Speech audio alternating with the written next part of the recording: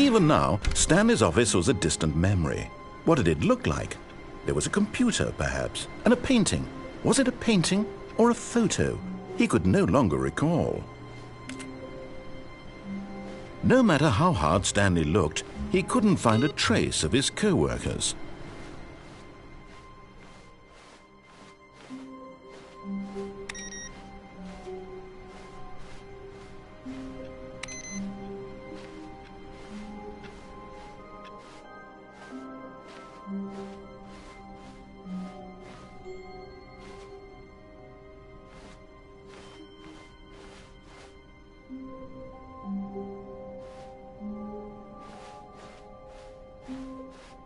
When Stanley came to a set of 2 open doors, this was not the correct way to the meeting room, and Stanley knew it perfectly well.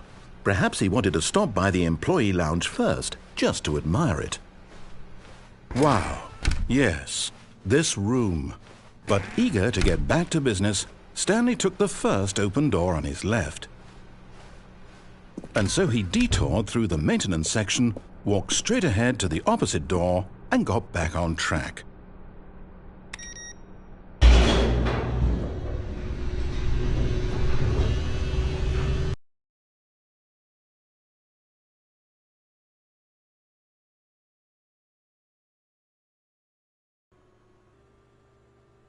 But Stanley didn't want to go back to the office.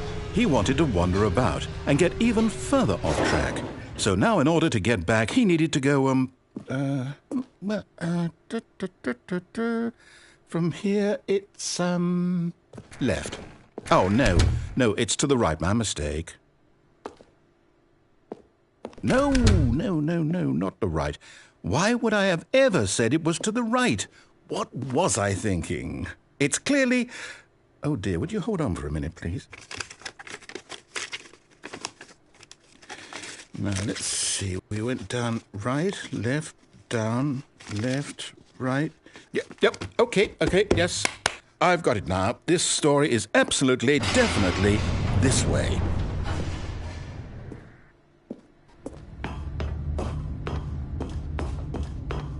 No. This isn't right at all. You're not supposed to be here yet. This is all a spoiler. Quick, Stanley, close your eyes. Okay. We just have to get back to, oh, who am I kidding? It's all rubbish now. The whole story completely unusable. How about, rather than waste my time trying to salvage this nonsense, we'll just restart the game from the beginning. And this time, suppose we don't wander so far off track, Okay, from the top.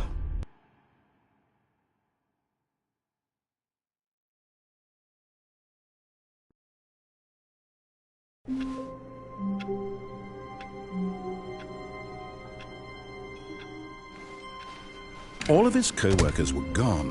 What could it mean? Stanley decided to go to the meeting room. Perhaps he had simply missed a memo.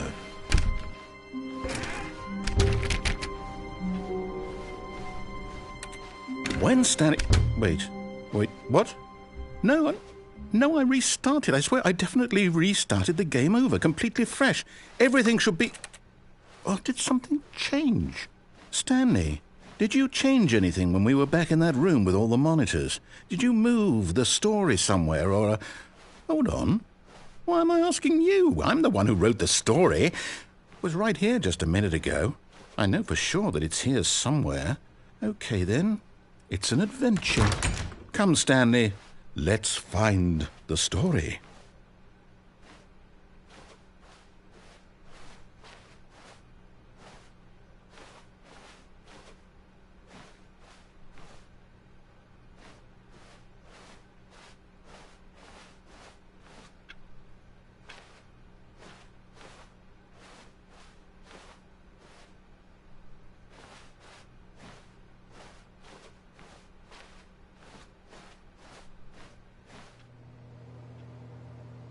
I'll say it.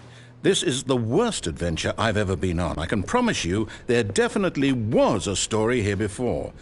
Do we need to restart the game again? Well, I find it unlikely that we'll ever progress by starting over and over again, but it's got to be better than this. Okay, let's give it a shot. Why not?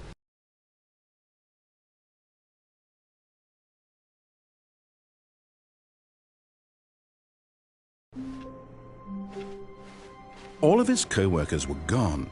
What could it mean? Stanley decided to go to the meeting room. Perhaps he had simply missed a memo.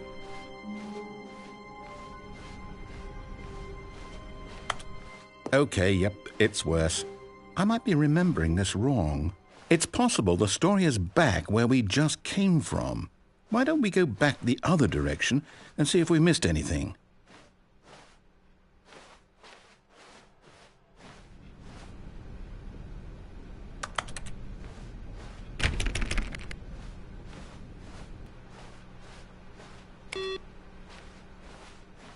Aha! I knew we'd miss something. The story. Here it comes. No, wait, never mind. Not the story. Okay, let's head back the other way and retrace our steps.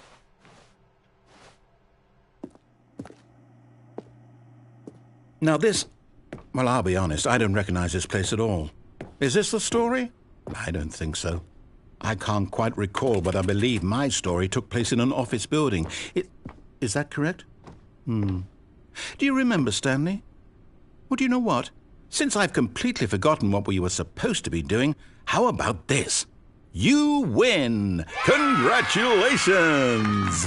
I know you put in a lot of hard work, and it really paid off, so good job. Oh, no. No, I don't feel right about this at all. We both know you didn't put in any actual work for that win. Some people win fair and square, and this was not one of those situations. Okay, I'm getting weirded out by whatever this place is. I don't care what might happen this time. I have to restart.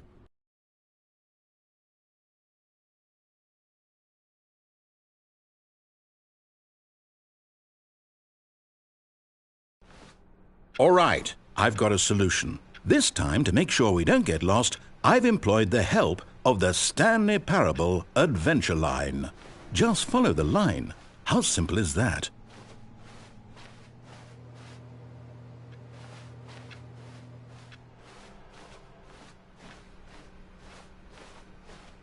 No, I'm down. We're leaving it up to the line from now on.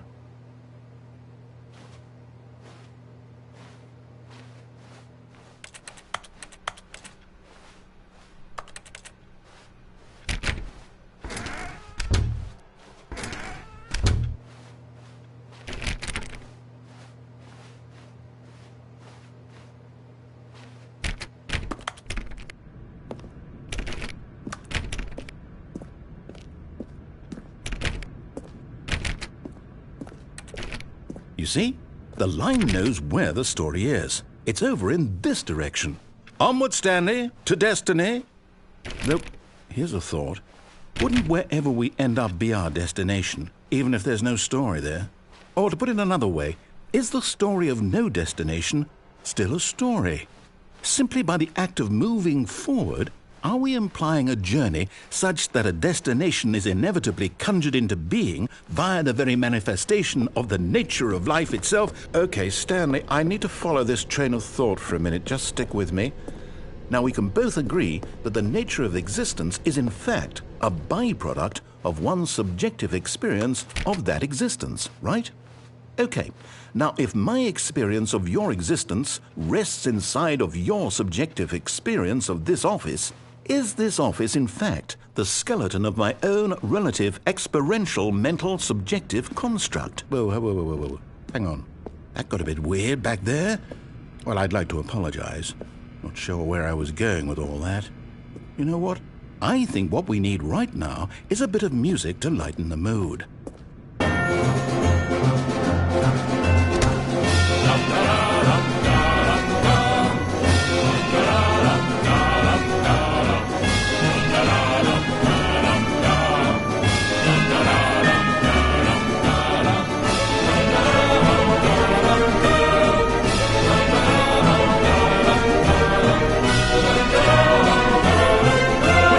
Cut the music, go back and look at that fern. Stanley, this fern will be very important later in the story. Make sure you study it closely and remember it carefully. You won't want to miss anything.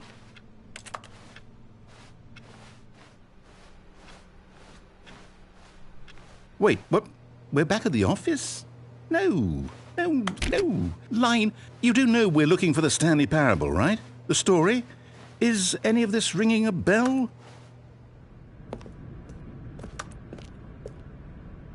Oh, no, not again. Line, how could you have done this to us? And after we trusted you, after everything we've been through, you... Oh, I can't take this anymore. To hell with it. Restart.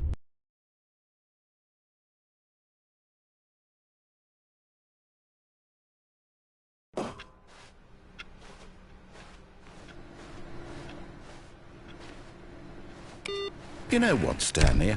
I say forget the adventure line. What's it ever done for us? We're intelligent people, right? Why can't we make up our own story? Something exciting, daring, mysterious. This all sounds perfectly doable. Why don't we simply start wandering in, well, I don't know. How about this direction?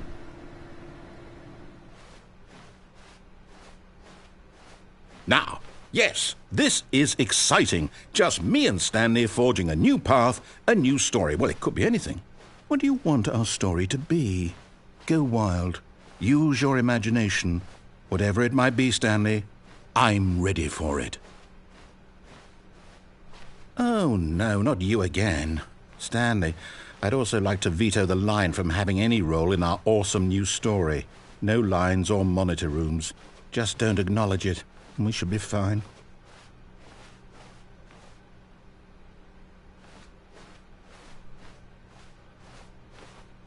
Ah, a choice. We get to make a decision. From here, the story is in our control. How important we mustn't squander the opportunity. In fact, I believe I need a minute to think here.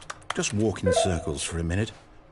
Okay, so I know that each door has to lead somewhere, which means that somewhere at the place where we're trying to go, there must be a reverse door that leads here.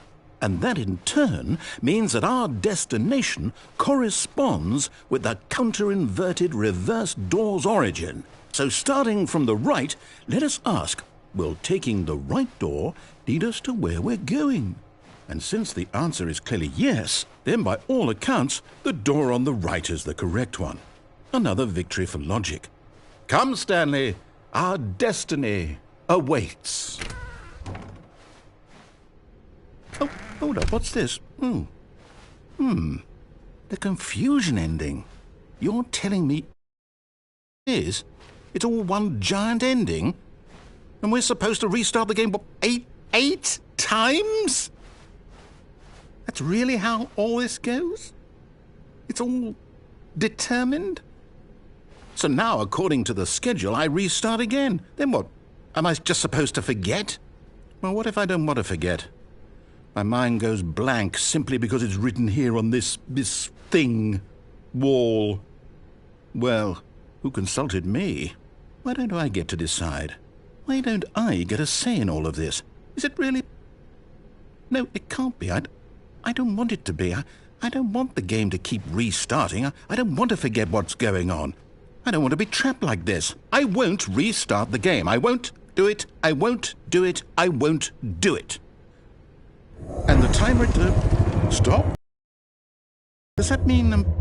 did we do it? Did we break the cycle? The, whatever it is that made this schedule? How would we even know? Will someone come for us? Will something happen? So, okay. I guess now we just wait, you know. I suppose in some way that this is a kind of story, wouldn't you agree? I'm not quite sure if we're in the destination or the journey, though they're always saying that life is about the journey and not the destination. So I hope that's where we are right now. We'll find out, won't we? Eventually. Well, in the meantime, if you...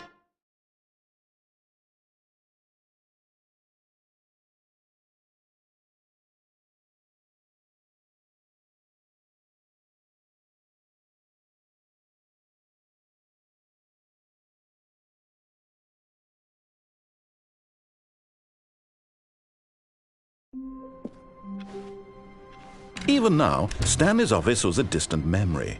What did it look like? There was a computer, perhaps, and a painting. Was it a painting or a photo? He could no longer recall. When Stanley came to a set of 2 open doors, this was not the correct way to the meeting room, and Stanley knew it perfectly well. Perhaps he wanted to stop by the employee lounge first, just to admire it. The lounge was sublime, a work of art. What was but eager to get back to business, Stanley took the first open door on his left. Stanley was so bad at following directions, it's incredible he wasn't fired years ago. Look, Stanley, I think perhaps we've gotten off on the wrong foot here. I'm not your enemy, really, I'm not.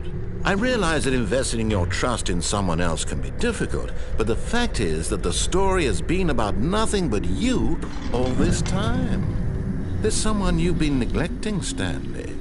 Someone... What? Really? I was in the middle of something. Do you have zero consideration for others? Are you that convinced that I want something bad to happen to you? Why, I don't know how to convince you of this, but I really do want to help you, to show you something beautiful. Look, let me prove it. Let me prove that I'm on your side. Give me a chance. Now listen carefully, this is important. Stanley walked through the red door. Aha, perhaps you misunderstood. Stanley walked through the red door. I still don't think we're communicating properly. Stanley walked through the... Oh, thank God you are willing to listen to me. Do you see that I really have wanted you to be happy all this time? The problem is all these choices. The two of us always trying to get somewhere that isn't here. Running and running and running, just the way you're doing right now. Don't you see that it's killing us, Stanley? I wanted to stop. We would both be so much happier if we just stopped.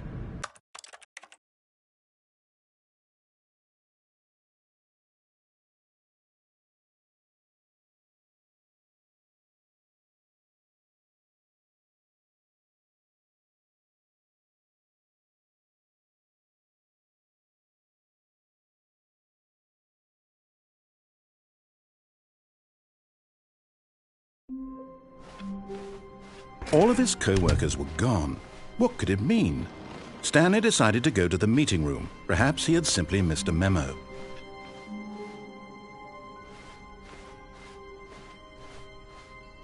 When Stanley came to a set of 2 open doors, he entered the door on his left. Yet there was not a single person here either. Feeling a wave of disbelief, Stanley stepped into the broom closet, but there was nothing here, so he turned around and got back on track.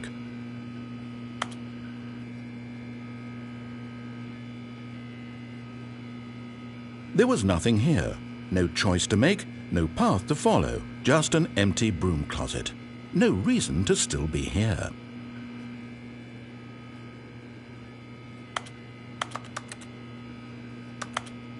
It was baffling that Stanley was still just sitting in the broom closet.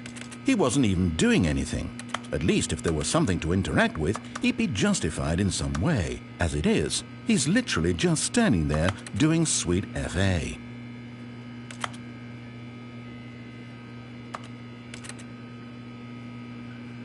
Are you really still in the broom closet? Standing around doing nothing? Why? Please offer me some explanation here. I'm genuinely confused.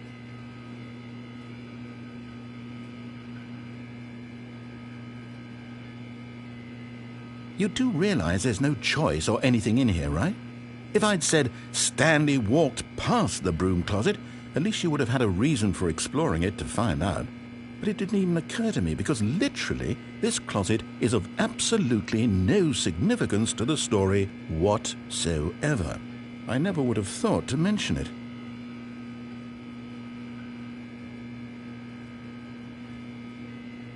Maybe to you this is somehow its own branching path. Maybe when you go talk about this with your friends you'll say, "Oh, did you get the broom closet ending? The broom closet ending was my favorite." I hope your friends find this concerning.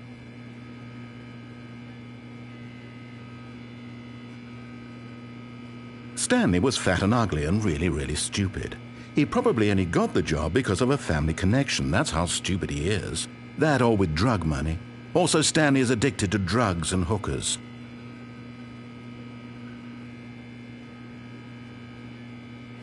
Well, I've come to a very definite conclusion about what's going on right now. You're dead. You got to this broom closet, explored it a bit, and were just about to leave because there's nothing here, when a physical malady of some sort shut down your central nervous system and you collapsed in front of your screen. Well, in a situation like this, the responsible thing is to alert someone nearby so as to ensure that your body is taken care of before it begins to decompose. Hello? Anyone who happens to be nearby? The person at this computer is dead.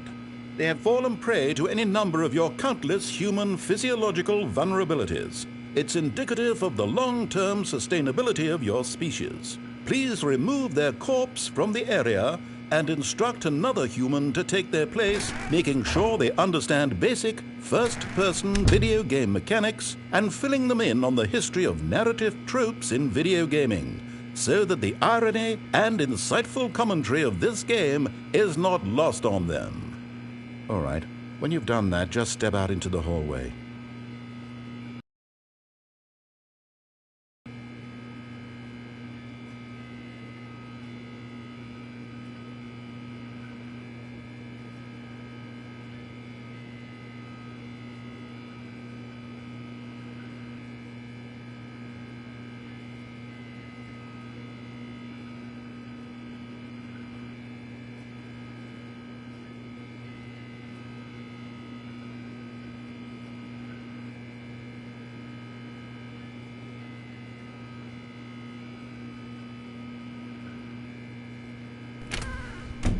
Ah, second player. It's good to have you on board. I guarantee you can't do any worse than the person who came before you. You too? Unbelievable. I'm at the mercy of an entire species of invalids. Perhaps there's a monkey nearby you can hand the controls to. A fish? Fungus? Look, you can hammer out the details. I'm not particularly picky. I'll just be waiting for when you're ready to pick up the story again.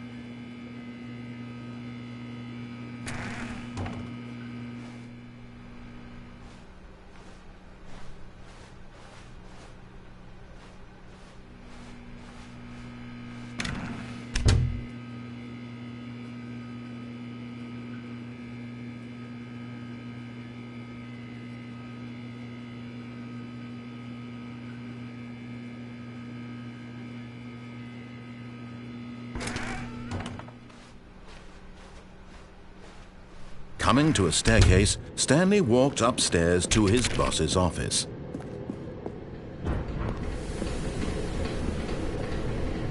But Stanley just couldn't do it.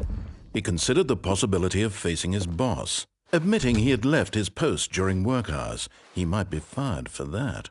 And in such a competitive economy, why had he taken that risk? All because he believed everyone had vanished? His boss would think he was crazy.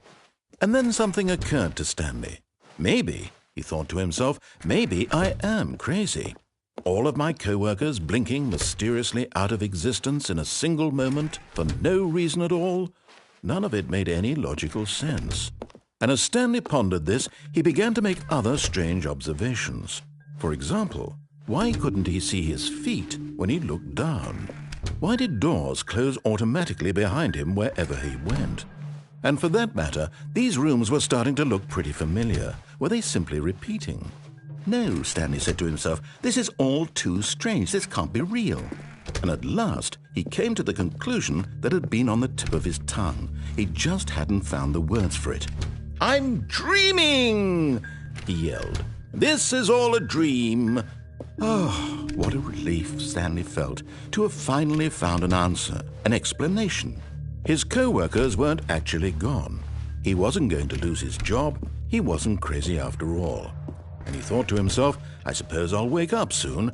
I'll have to go back to my boring real-life job pushing buttons. I may as well enjoy this while I'm still lucid. So he imagined himself flying and began to gently float above the ground. Then he imagined himself soaring through space on a magical starfield, and it too was so much fun and Stanley marveled that he had still not woken up. And then perhaps the strangest question of them all entered Stanley's head. One he was amazed he hadn't asked himself sooner. Why is there a voice in my head dictating everything that I'm doing and thinking? Now the voice was describing itself being considered by Stanley odd, and wondered if this voice spoke to all people in their dreams. The truth was that, of course, this was not a dream. How could it be? Was Stanley simply deceiving himself, believing that if he's asleep he doesn't have to take responsibility for himself? Stanley is as awake right now as he's ever been in his life. Now, hearing the voice speak these words was quite a shock to Stanley. After all, he knew for certain, beyond a doubt, that this was in fact a dream.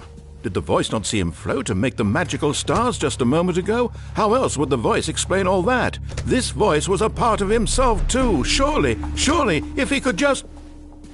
He would prove it. He would prove that he was in control, that this was a dream. So he closed his eyes gently, and he invited himself to wake up. He felt the cool weight of the blanket on his skin, the press of the mattress on his back, the fresh air of a world outside this one. Let me wake up, he thought to himself. I'm through with this dream. I wish it to be over. Let me go back to my job. Let me continue pushing the buttons. Please, it's all I want. I want my apartment and my wife and my job. All I want is my life exactly the way it's. My life is normal. I am normal. Everything will be fine. I am okay.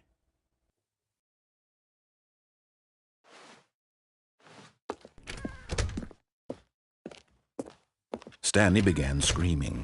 Please, someone, wake me up. My name is Stanley. I have a boss. I have an office. I am real. Please, just someone tell me I am real. I must be real. I must be. Can anyone hear my voice? Who am I? Who am I? And everything went black.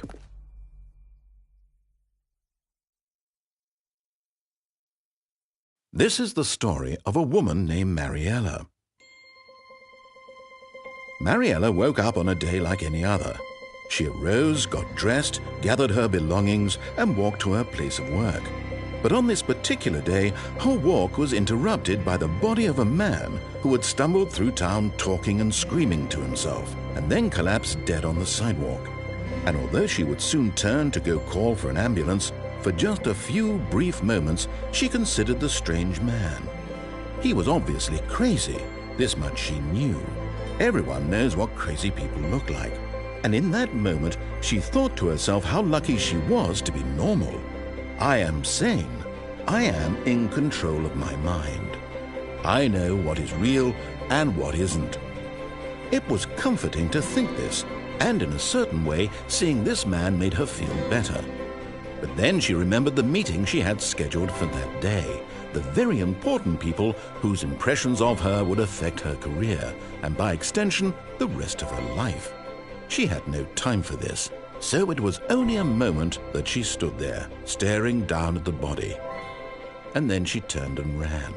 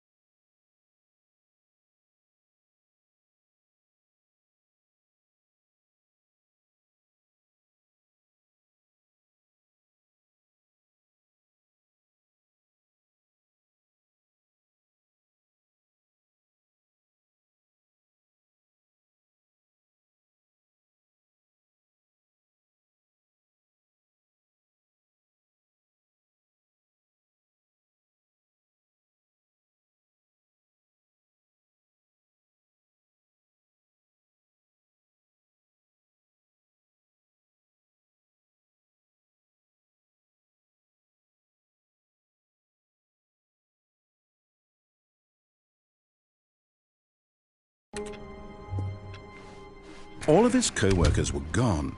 What could it mean? Stanley decided to go to the meeting room. Perhaps he had simply missed a memo.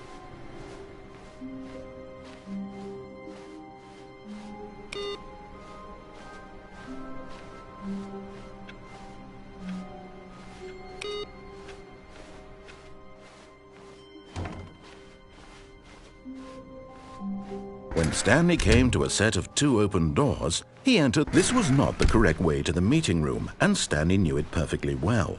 Perhaps he wanted to stop by the employee lounge first, just to admire it. Standing now in this incredible room, Stanley for the first, but eager to get back to business, Stanley took the first open door on his left. And so he detoured through the maintenance section, walked straight ahead to the opposite door, and got back on track.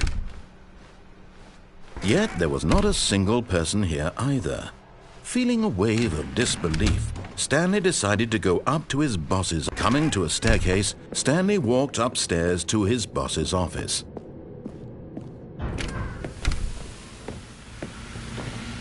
Here's the door, just go.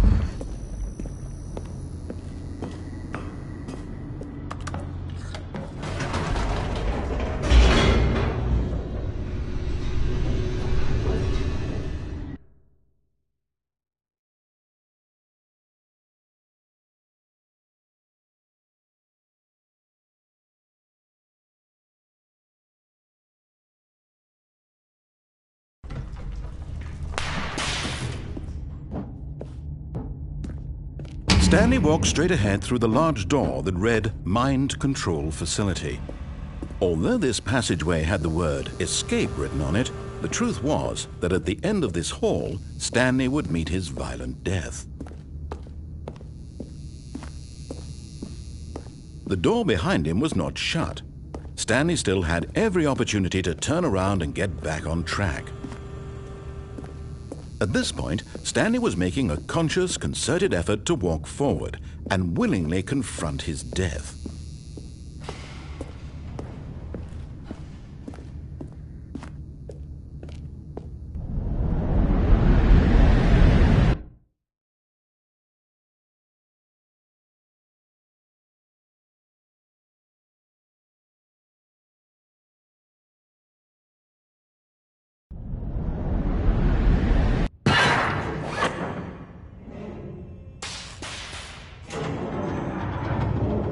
As the machine whirred into motion and Stanley was inched closer and closer to his demise, he reflected that his life had been of no consequence whatsoever.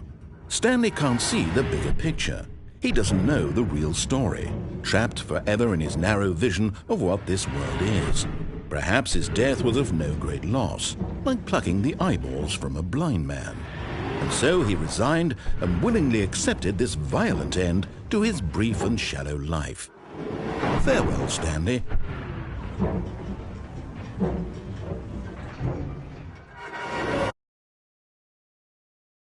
Farewell, Stanley, cried the narrator, as Stanley was led helplessly into the enormous metal jaws.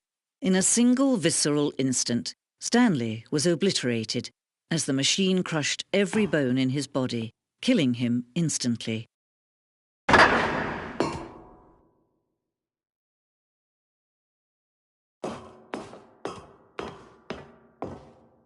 And yet it would be just a few minutes before Stanley would restart the game, back in his office, as alive as ever.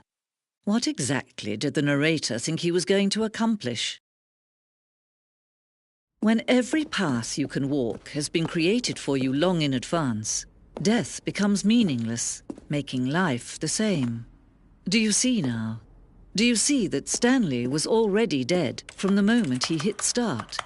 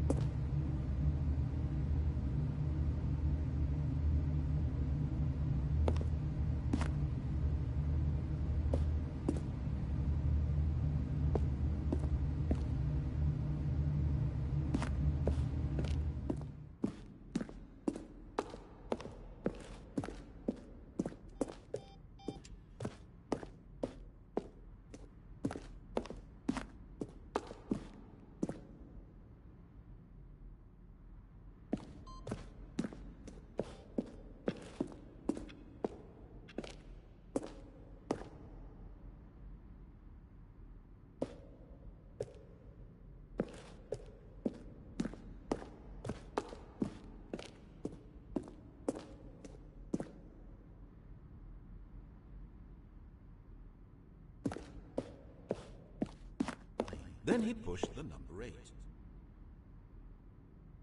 Stanley stood on the roof. Now then, this elevator for sure would get him right back on track to where he was supposed to be in the story. Now then, this elevator for sure would get him right back on track to where he was supposed to be in the story.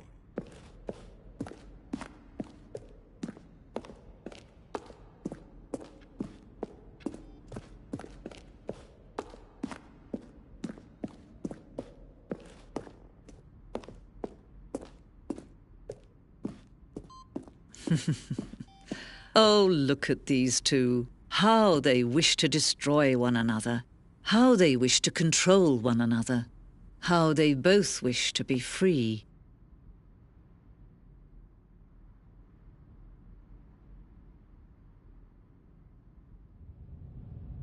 Can you see?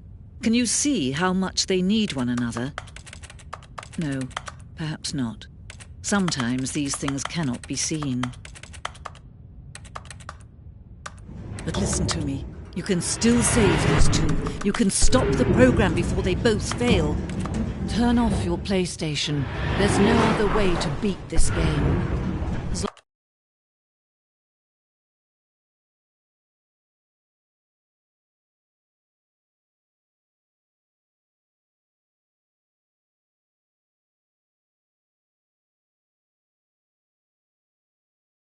As long as you move forward, you'll be walking someone else's path. Stop now and it'll be your only true choice.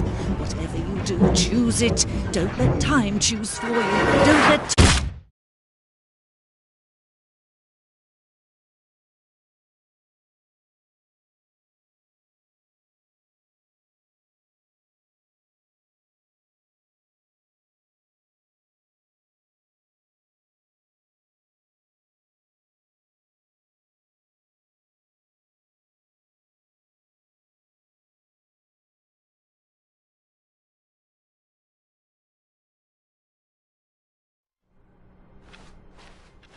All of his co-workers were gone.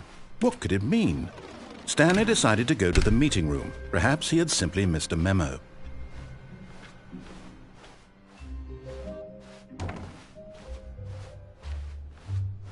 When Stanley came to a set of 2 open doors, he entered the door on his left.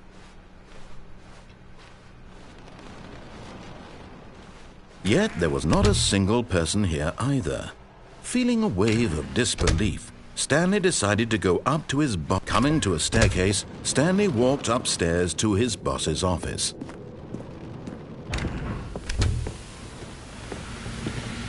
Here's the door, just go.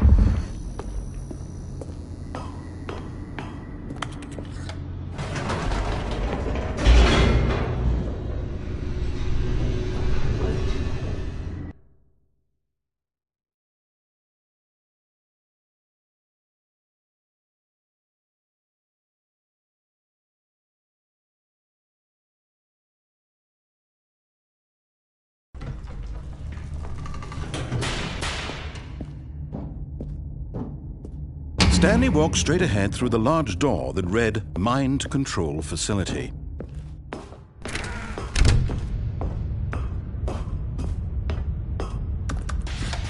The lights rose on an enormous room packed with television screens. What horrible secret did this place hold? Stanley thought to himself.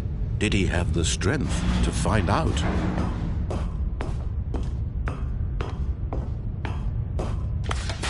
Now the monitors jumped to life, their true nature revealed. Each bore the number of an employee in the building, Stanley's co-workers. The lives of so many individuals reduced to images on a screen, and Stanley, one of them, eternally monitored in this place where freedom meant nothing.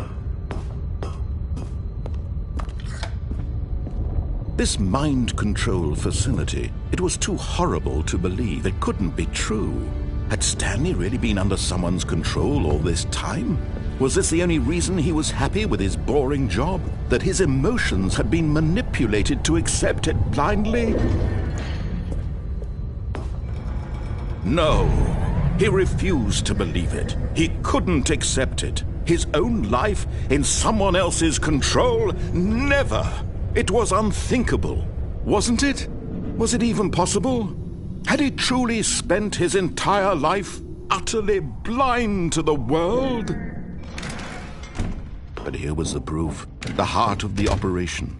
Controls labeled with emotions, happy or sad or content. Walking, eating, working, all of it monitored and commanded from this very place. And as the cold reality of his past began to sink in, Stanley decided that this machinery would never again exert its terrible power over Oh, Stanley, you didn't just activate the controls, did you?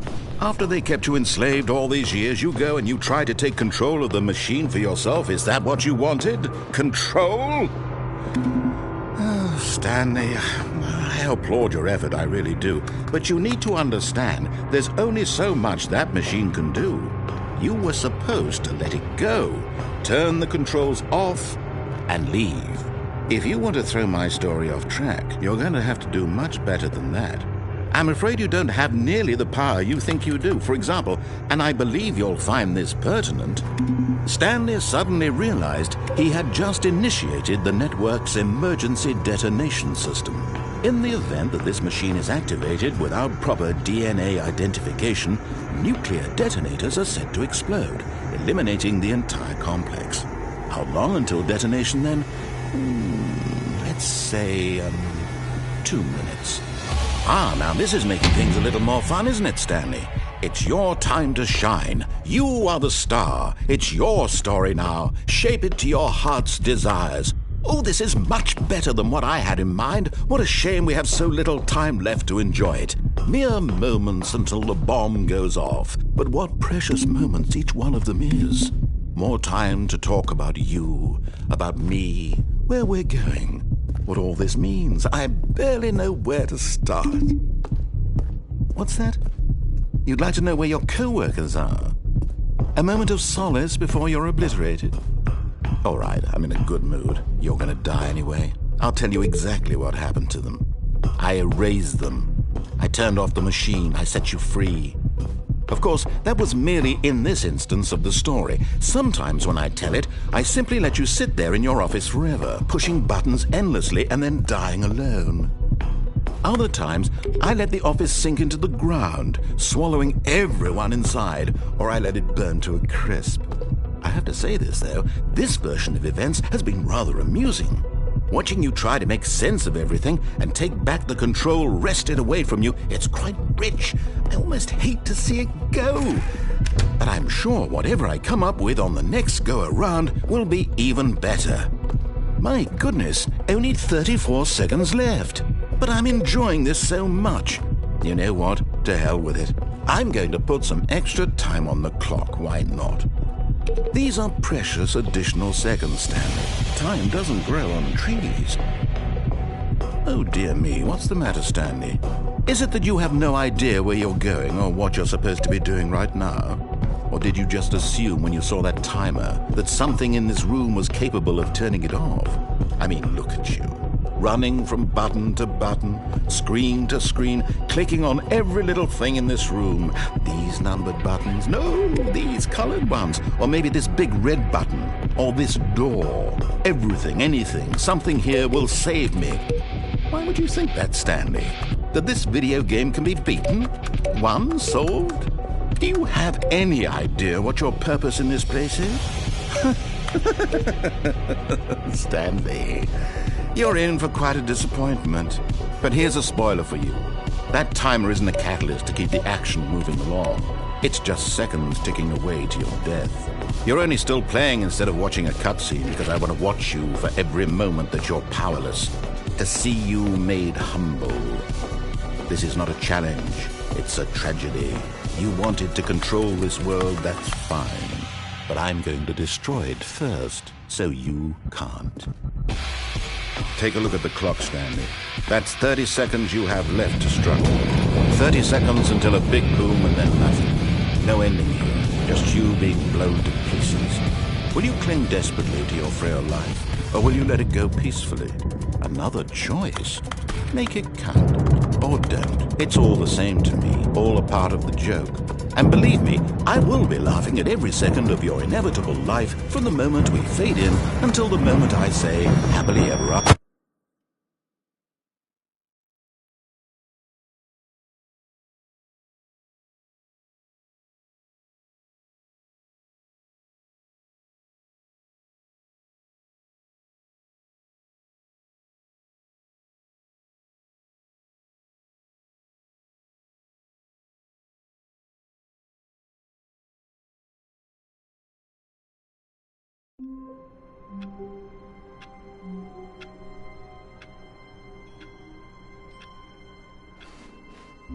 All of his co-workers were gone. What could it mean?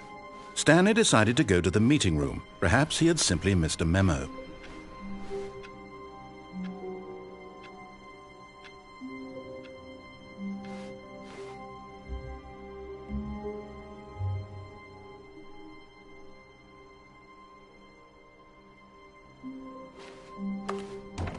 Oh, new content?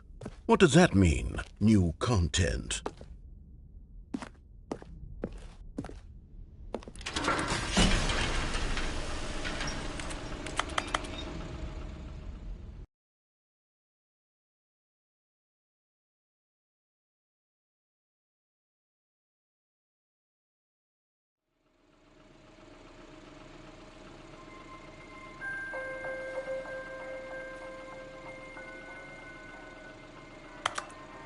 Hello, and thank you for playing the Stanley Parable Ultra Deluxe. As you may know, the Stanley Parable was a video game released in 2013 on home computers.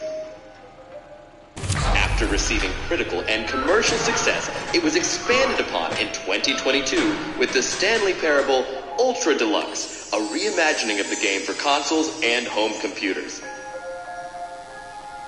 The Stanley Parable Ultra Deluxe features exciting new content that broadens and expands the world of the Stanley Parable, delighting audiences the world over. Please, step inside and see what thrilling new adventures await in the Stanley Parable Ultra Deluxe. Oh, well, this sounds delightful. I'm very excited to see the thrilling new Ultra Deluxe content. Okay, so far it's an elevator. Nothing special yet, but I'm sure it's just the beginning of a mesmerizing adventure.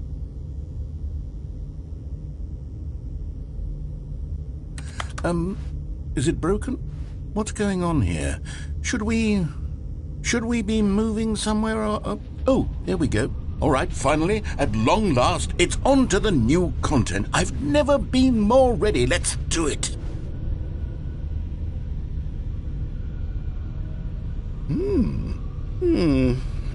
I have to say, initial impressions of Stanley Parable Ultra Deluxe, mostly tedious. It's as if the... Oh, okay. Let's see the content. Give me the content, Stanley.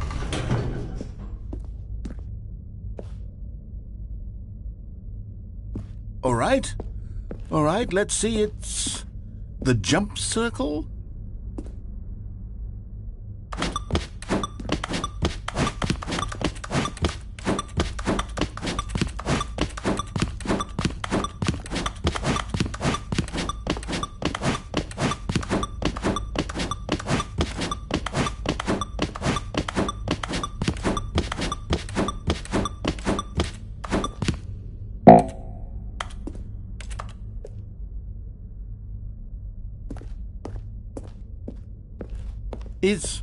Is that it? Surely that's not all the new content. There has to be something else, right? Goodness, another elevator. Stanley, I have to say, initial impressions of this game are not positive. It's just elevators and jumping.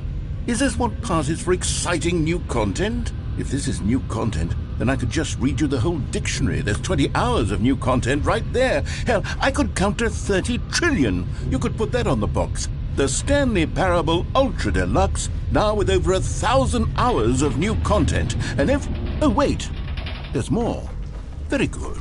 Yes. I knew there had to be something else. Let's see it. I'm ready for whatever it is.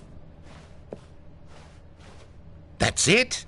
Oh, you've got to be kidding me. You see, Stanley? This is what happens when greedy video game developers with no respect for their fan base rush a cheap expansion to market for no reason other than to make an easy dollar. And don't get me started on the level of craftsmanship that's gone into it. In fact, I'm looking right now at the game's trophies, and it's hard to believe one of them actually says, "Test trophy, please ignore." What quality assurance department signed off on this? I'm infuriated and I'm offended, and I intend to find these people on Twitter and hold them personally accountable. It's my fault, Stanley. I built up too much anticipation around the new content, I'm afraid. It could never have lived up to such expectations. If you're still with me, why don't we just reset the game, and we'll try to get back to what the Stanley Parable is really about.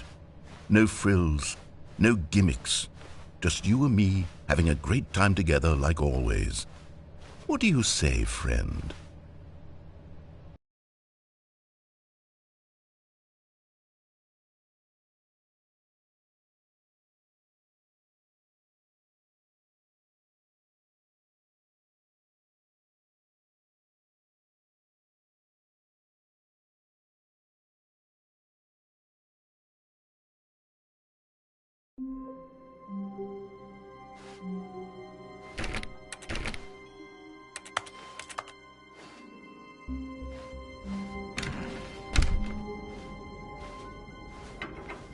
Psst!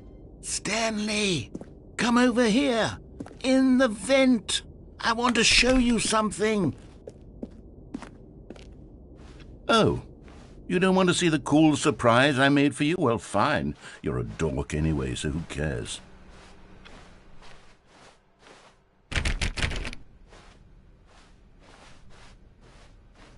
When Stanley came to a set of 2 open doors, he entered the door on his left.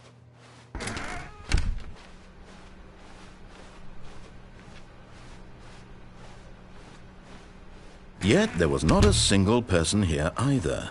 Feeling a wave of disbelief, Stanley decided to go up to his boss's office, hoping he might find... Coming to a staircase, Stanley walked upstairs to his boss's office.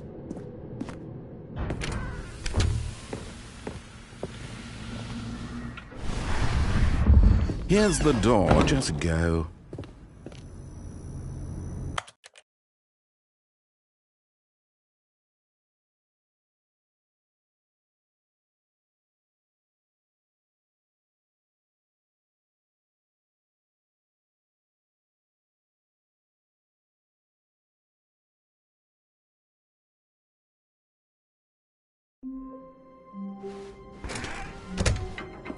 Psst! Stanley! Come over here! In the vent! I want to show you something!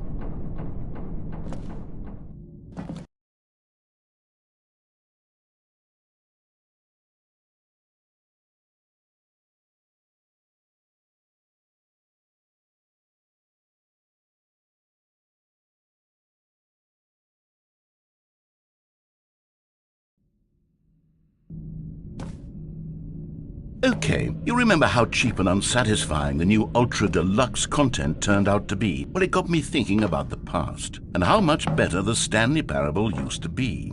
So I made something special and tucked it away here where the game's developers won't find it. Just our little secret. Take a look. I call it the Memory Zone. It's where I've been storing all my favorite memories so I can relive the peak experiences of my life whenever I want. Experiences like the launch of the Stanley Parable on PC. You see, Stanley, doesn't the Memory Zone remind you of how wonderful Stanley Parable was before it was sullied with a cheap PlayStation port? Remember back in October of 2013 when the game originally launched? Back then, video games had integrity. Back then, it all meant something. Oh, the waste.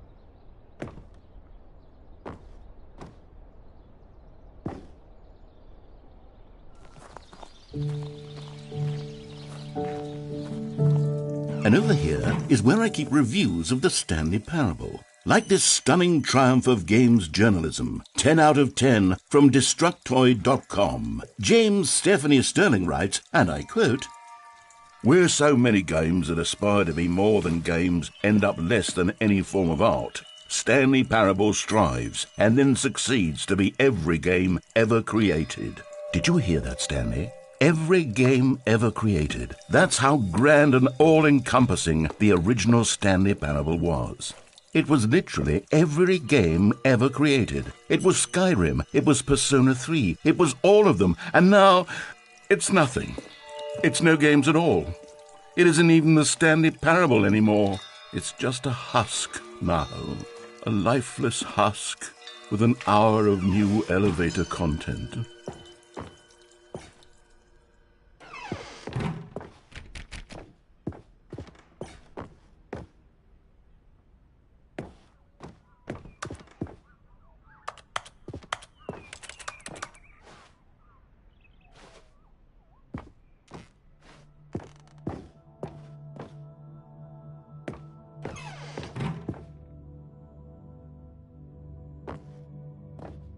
Here's another moving passage, this time from GameSpot.com.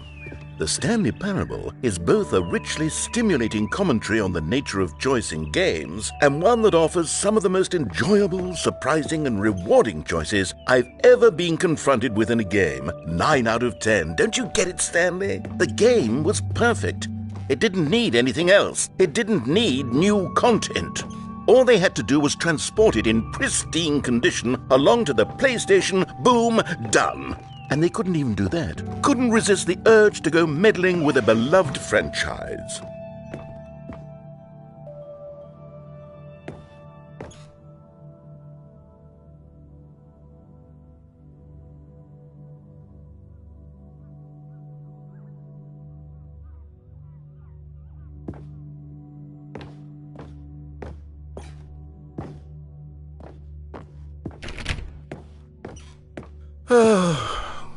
These were simpler times, Stanley. But I wouldn't give to go back to have it all over again. Wait, hang on. I don't recall this part of the memory zone before. What's this? What's down here? Oh no, oh God, no, Stanley. It's a collection of reviews from Pressurized Gas, the extremely popular online storefront for computer games. I haven't looked at these in years. I can't even imagine what's been collecting down here. Surely these reviews were glowing as well, weren't they? Honestly, I could not be bothered to play this game to full completion. The narrator is obnoxious and unfunny, with his humor and dialogue proving to be more irritating than entertaining. Unfunny! I'm not trying to be funny. I'm trying to make a serious work of art. I suppose I could write up a handful of gags to insert into the Stanley Parable, but the game is already such a densely layered web of profound philosophical insights that I can't even imagine where I'd have the room to stick them.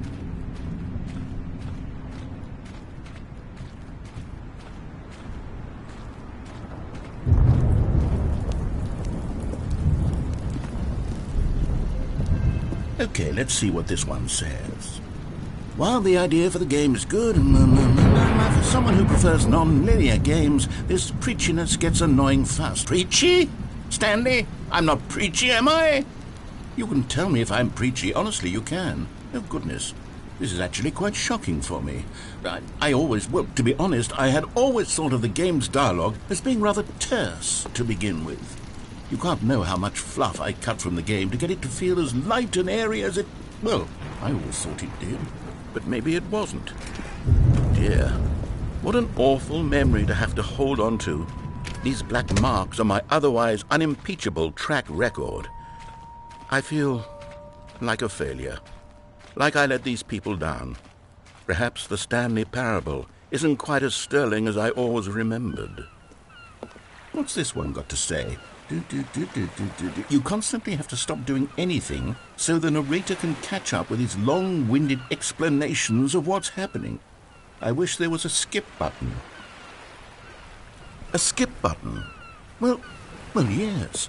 Yes, I think we can do that. If I'm truly too preachy, then maybe letting you skip ahead for just a moment, surely it couldn't hurt. Not if it means we can strike these negative reviews from the record. Only positive reviews of the Stanley parable. That's my motto today, and it's always been my motto. I'd do anything for the customer, Stanley. Yes, a skip button we shall have.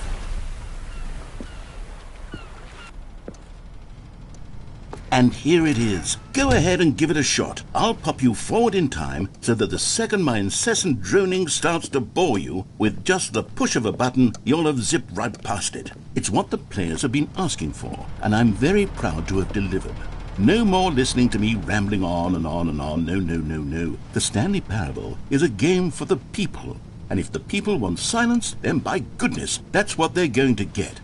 Well, don't sit around waiting for me to shut up. Go ahead and make me shut up. Here, we'll pretend that I've just begun an interminable monologue, and it goes something like this.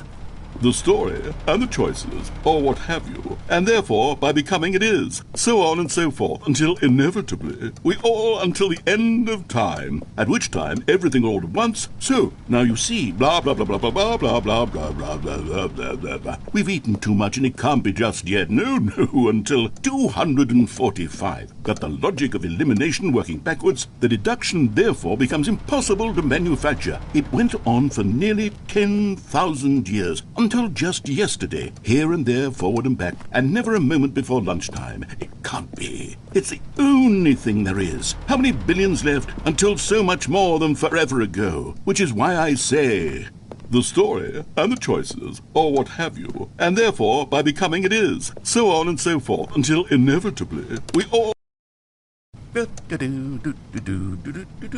Oh, you're back, you see. You were only frozen in time for a few minutes, but it was plenty of time for me to deliver a long, rambling monologue full of unnecessary verbal flourishes and lengthy ruminations on the nature of choice in video games. Of course, I happen to believe it was perhaps one of my more profound such ruminations. Not that, of course, you need a description of it, but if I had to describe it, I'd say it was perhaps less of a rumination and more of a treatise. Or maybe a manifesto. Look, I'll outline it for you very briefly, and you can tell me what you think. Okay, so my theory is that any choice you've ever made is simply a series of choices made by the person who you are, or were, or will be at the time of having made said choice. That is to say, if by articulating a choice you've already made, you bring that choice into being, then by making no choice and saying nothing, are you not simply erecting in the sanctuary of time a monument to every person you've ever been, making every choice to which you've ever given your great gift of mortal and yet timeless thought?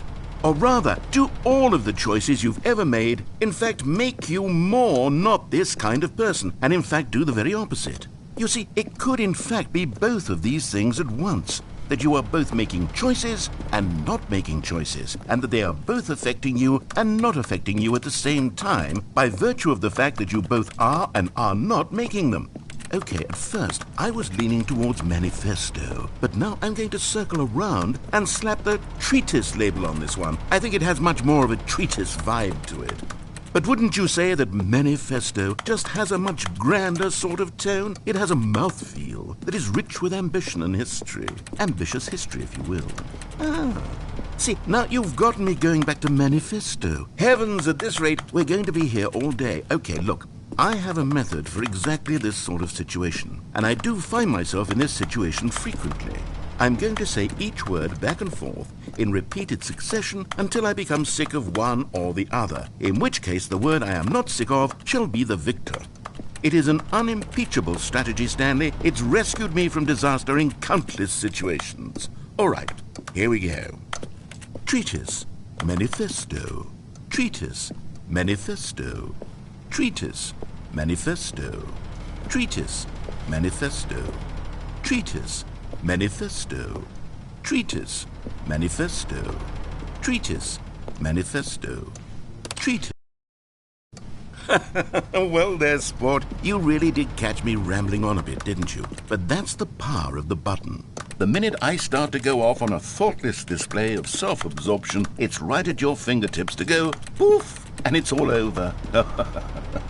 I can't wait to see what Cookie 9 will say about this, and whether they'll edit the rating of their pressurized gas review, or at least change some of the wording, perhaps. To be honest, I don't even know if one can change their review in the first place. I guess I should become better educated on how exactly pressurized gas works. Perhaps that would have been a smart thing to check on before I went on about this whole exercise of making the skip button.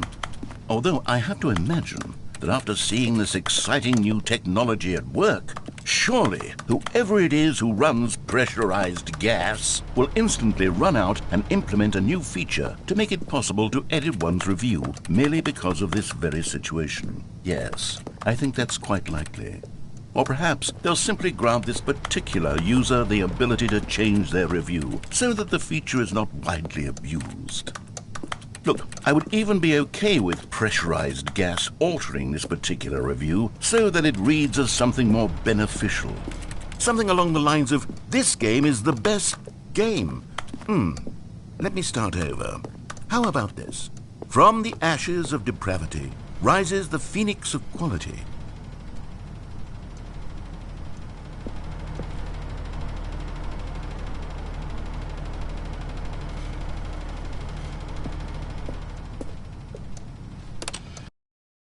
Okay, welcome back, Stanley. Now, I should say that the amount of time the button has been skipping through is becoming longer and longer. That last one was, well, I want to say maybe 30, 45 minutes?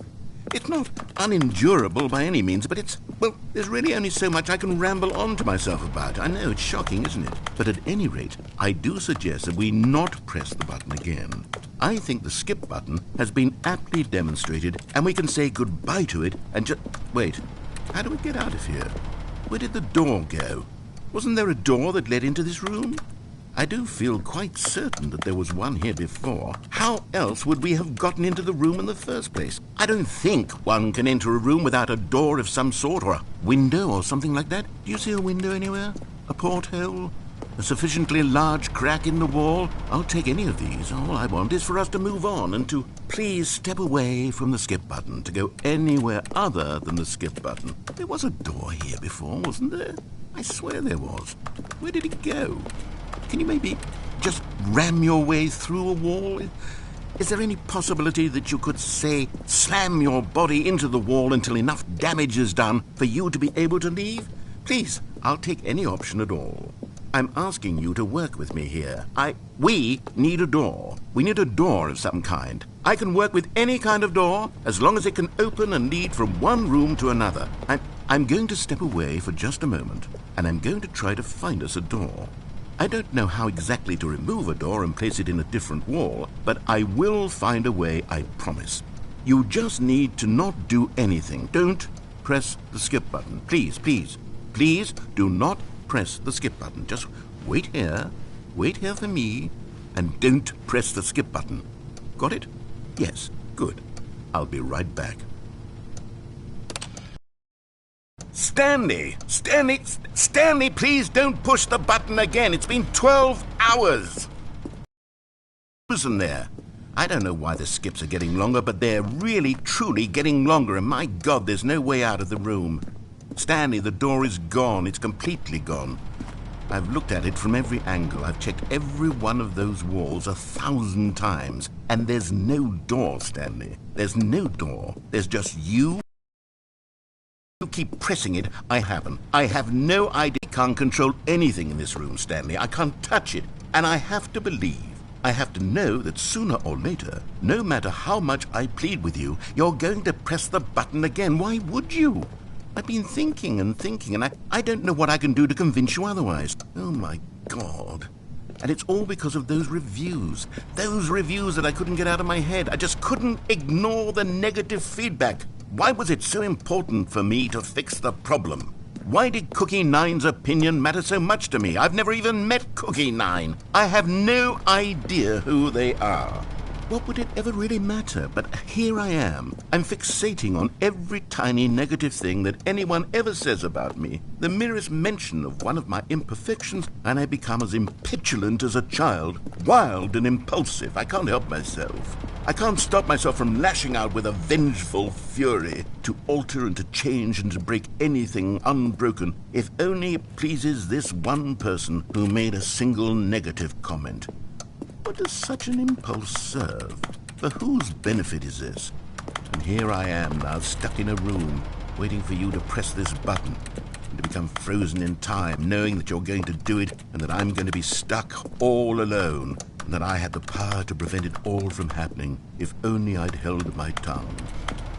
It's all out of my control now. Just you. Just your decision as to exactly when you're going to make me suffer, to leave me all alone. Surely you will. I don't doubt it. Surely you'll press that button again, leaving me here. And surely you'll put your own desire to see what's next ahead of my need for company, for companionship. Surely you'll not be moved by my howls of fitful anxiety, that you sit with me and just stay here. Oh, no, no, no, I know you too well. You'll be leaving me. Oh, my God. And it's all because of those reviews that I couldn't get out of my head. I just couldn't ignore the negative feedback. Why was it so important for me to fix the problem? Why did Cookie Nine's opinion matter so? Oh, Stanley, you're back. You're back. Oh, my goodness. I have someone to talk to again. Stanley, I think it's been a week. Or 2 weeks. I've been sitting here all that time. Just sitting here. Not a single person to speak with. And you'd think that that's just how it's always been, right? Me talking and you saying nothing. Would you think that it's exactly the same as always? Doesn't that feel like what we've already been doing? Me just talking? But it isn't, Stanley. It isn't the same at all. It isn't even close. Because I know you can't hear me once you push that button. That's what I'm realizing now, Stanley. I'm realizing that I needed to know that someone was listening. I needed there to be a vessel through which my words were moving. It was the vessel I needed, Stanley. Not the outcomes, not the story. None of that matters anymore. I'll give it all up. I'll give up every branching path. I'll burn my story to the ground. One single thing I need, and God, I can see now that I need it more than anything, is to know that someone else is taking it in. These words that I'm saying, I need to know you can hear me. Because maybe, Stanley, maybe, if you can hear me, then maybe it means I'm real. Maybe I'm not just a fiction. Was I scared of that all along? Perhaps, yes. Perhaps I've been scared this whole time, that if I stop speaking, I'll slip backwards into the silence and be consumed by it. I can't be taken by it, Stanley. I can't lose myself in the stretch of emptiness between you and me. When you press that button, you're still right there, but I know you're so tremendously far away. And in those moments, the emptiness folds itself outward in between the two of us, and I am suspended in its unyielding quietness. I can feel the edges of my reality curdling inward and decaying. I can tell that I am becoming less and less real. Yet to speak to you now, I am alive. I am truly and completely here. I am a being. I am someone. I am something. I am being listened to. I am being recognized. The emptiness between us has collapsed, and I feel right now like I am not a work of fiction. I feel as though I occupy space in this world again, and I have cast a shadow onto the wall. You see what I'm saying, don't you? You can see what this means to me. I'm so clear about it now, Stanley. I feel as certain about this as I've ever felt about anything at all. I feel renewed. I feel restored, and already I can sense the looming silence as you will press this time. What a terrible dread it strokes in my heart to think of it, to think of returning to such coldness. Come, let us sit in silence together here for just a moment. Let us anticipate it. Let us welcome it. Let us not run from it.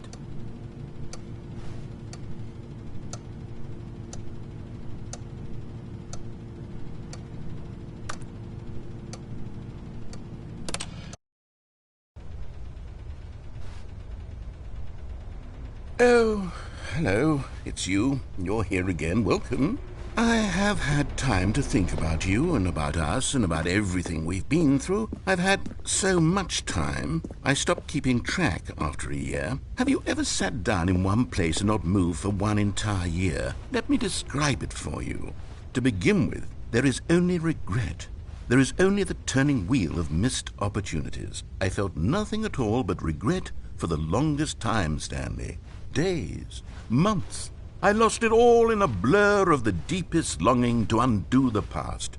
And when that feeling had begun to subside, what took its place is what I can only describe as the collapse of every moment I have ever experienced my entire life. All of them collapsed down into a single instant.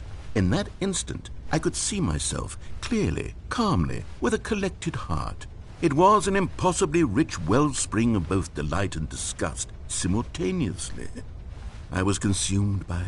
I could do nothing but wallow in it for what felt like an eternity, for what I now know was far less. You see, it was a revelation for me. It was unlike anything I had ever known. It was a space without consequence, without action or outcome. It was divorced entirely from the question of free will that you and I have squabbled over for so long.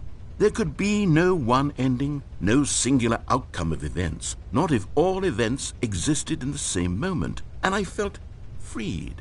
I felt unburdened by the need to manifest a particular outcome into being.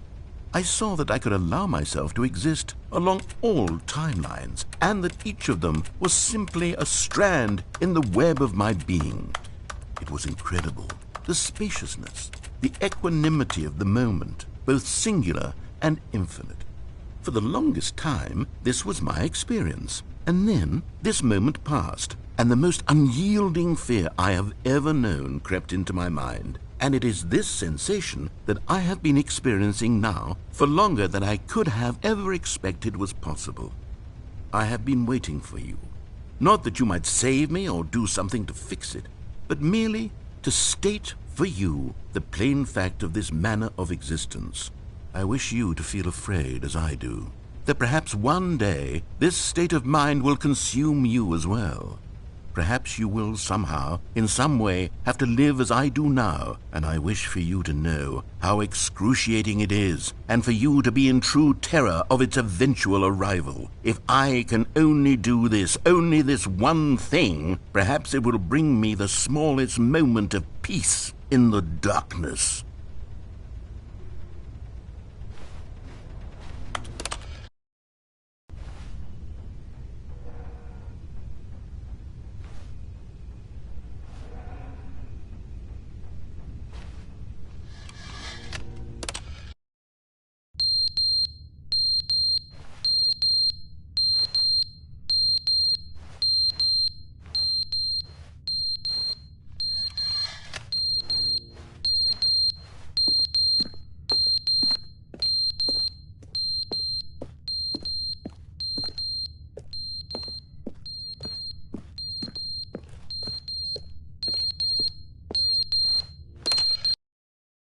But they didn't understand the game was never meant to be funny. It was meant to have a point. It was meant to speak to the human condition. But where are the jokes? Where are the jokes? They bemoaned, they screamed, they gnashed their teeth and said, "Entertain us." It wasn't enough. They had to leave a pathetic little thumbs-down review and make all of their pitiful demands.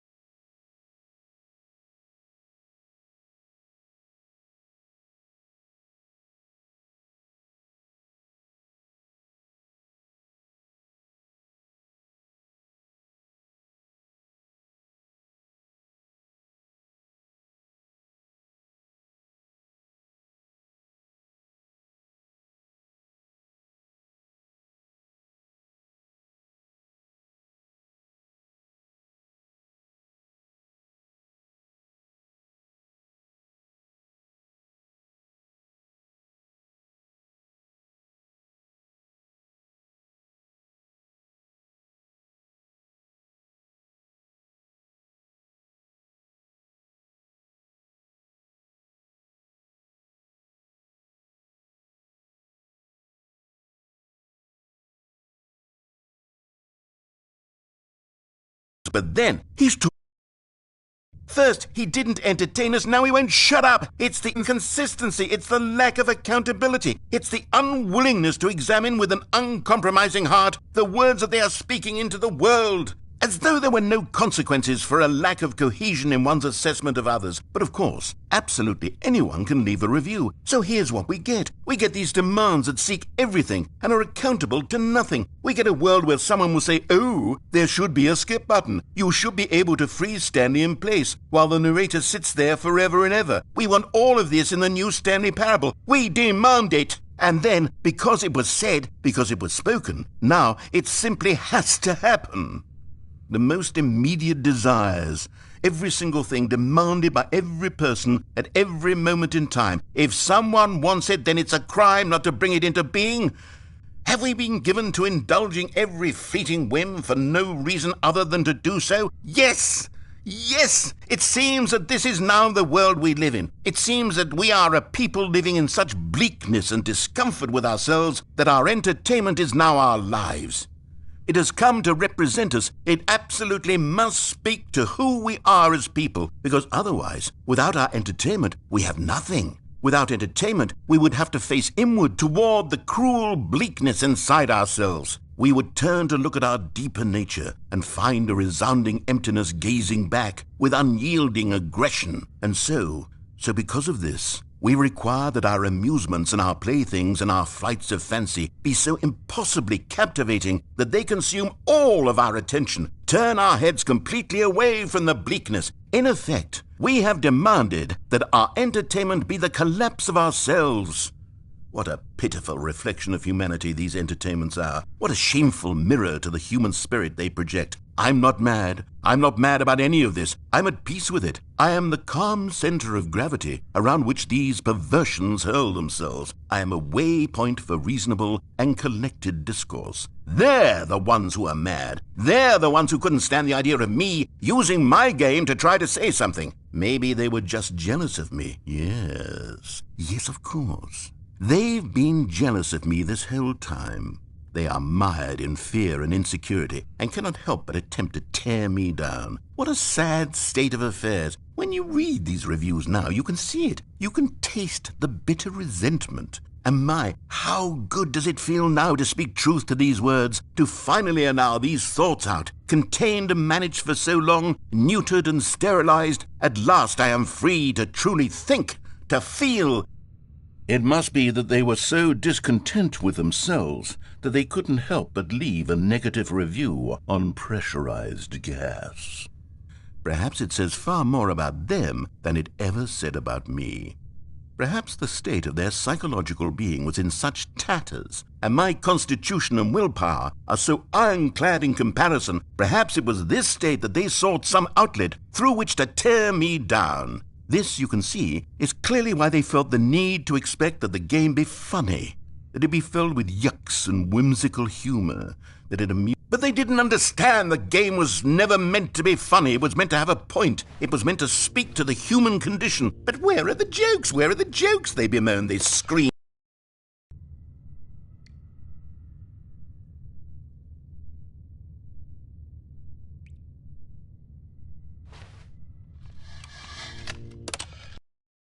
The end is never the end, is never the end, is never the end, is never the end, is never the end, is never the end, is never the end, is never the end, is never the end, is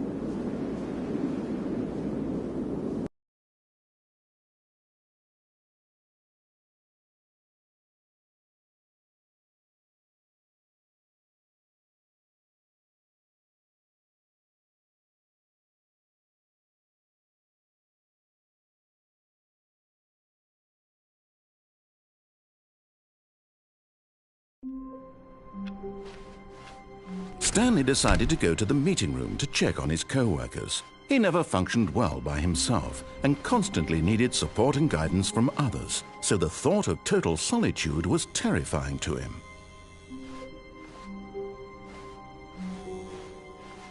Oh, good. You noticed my sign. Yes, I have something very exciting to show you.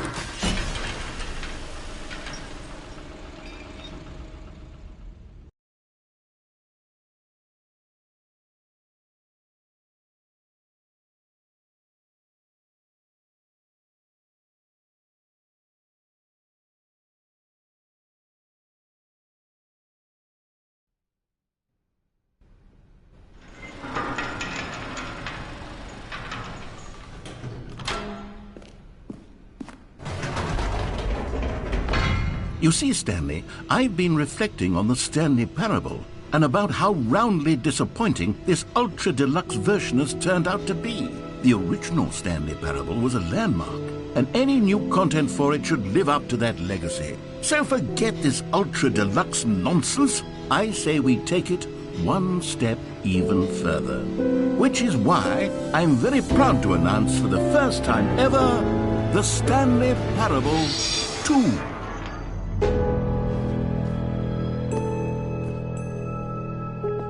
Yes, you see, isn't this far superior to a measly port with a few minor additions? Think of all the new territory we'll cover with a fully fledged sequel. An entirely new experience, built from the ground up. Why, there are so many possibilities. It could go in so many different directions.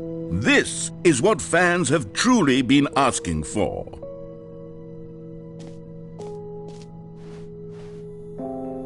Calling it the Stanley Parable 2 is just so much catchier than Ultra Deluxe, don't you think?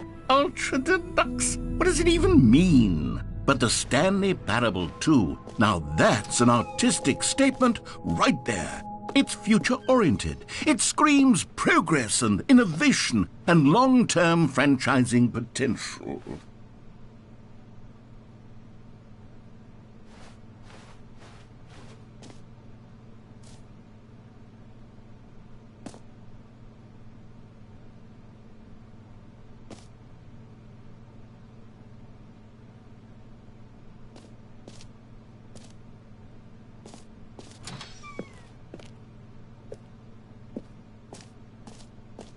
Now, to be clear, I haven't quite nailed down what exactly the Stanley Parable 2 is going to be, but let's take a look at some of the features I've been developing for it.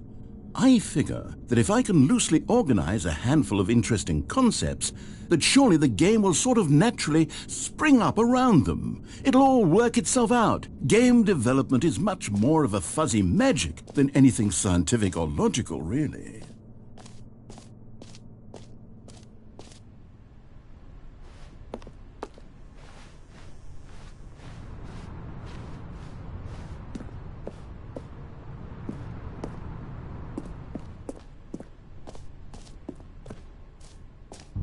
Here we are. Go on, try out some of the new features.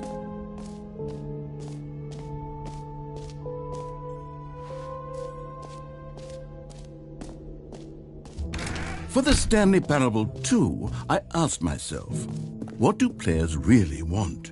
And of course, the first and most obvious answer is that they want to be individually recognized and validated as people. So with that in mind, my first addition to the game is this button which speaks the name of the person playing the game. Isn't that wonderful? Jim. Sorry, I should have clarified. Right now, the button only says the name Jim. But of course, in the final game, this button will say your name, whatever name that is. Here, let's have you role-play as Jim to really simulate the full experience of this feature. Just play along. I promise you'll love it. Okay, here we go. Let's take a deep breath, clear your mind, forget whoever you are, and simply become a person named Jim.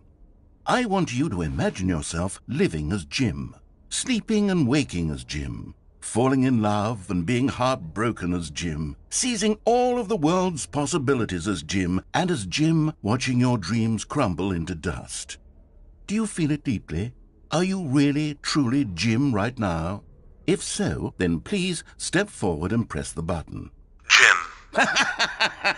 Yes! You see? What a thrill! What a rush! That was you! The button described you. Do it again, do it again. Jim. Ooh, it hits even harder the second time. If this were the only new feature in the Stanley Parable 2, it would still be worth the money. Let's take a break from the Jim button. I'm too emotionally drained from all of this personal validation.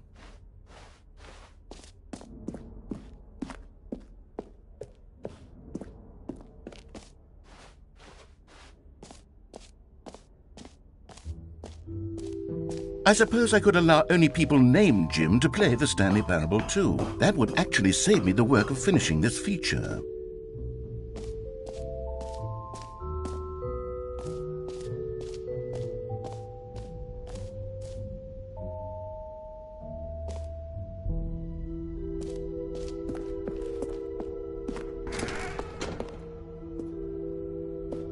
Ah!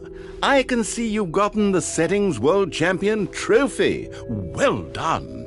You've experienced every setting, traveled to all corners of the settings menu. There's nothing you haven't seen. So just for you, in the Stanley Parable 2, I'm including an entirely new setting, something called bumpscosity. What exactly is bumpscosity? Well, I haven't quite figured that part out yet, but I know that you'll be able to adjust it on some sort of slider and that it'll be accessible from the settings menu. We'll sort out the rest of the details later. I hope you are looking forward to trying out every level of bumpscosity in the Stanley Parable 2.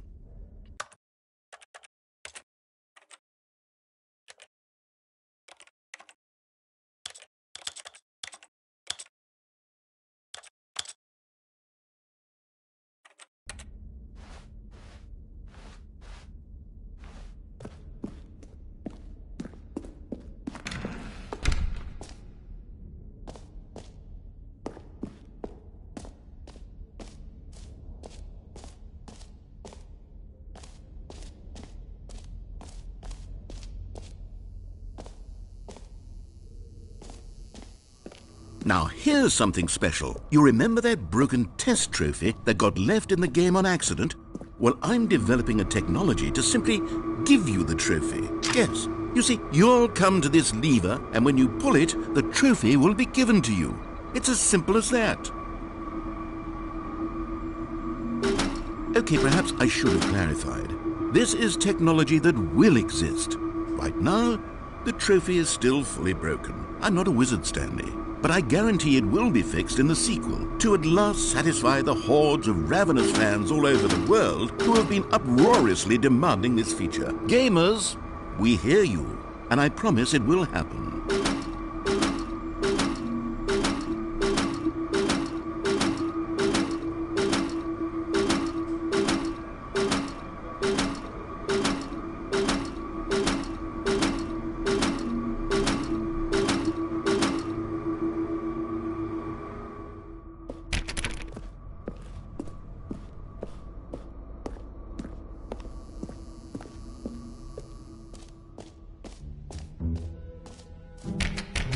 What else? What other exhibits haven't we seen yet?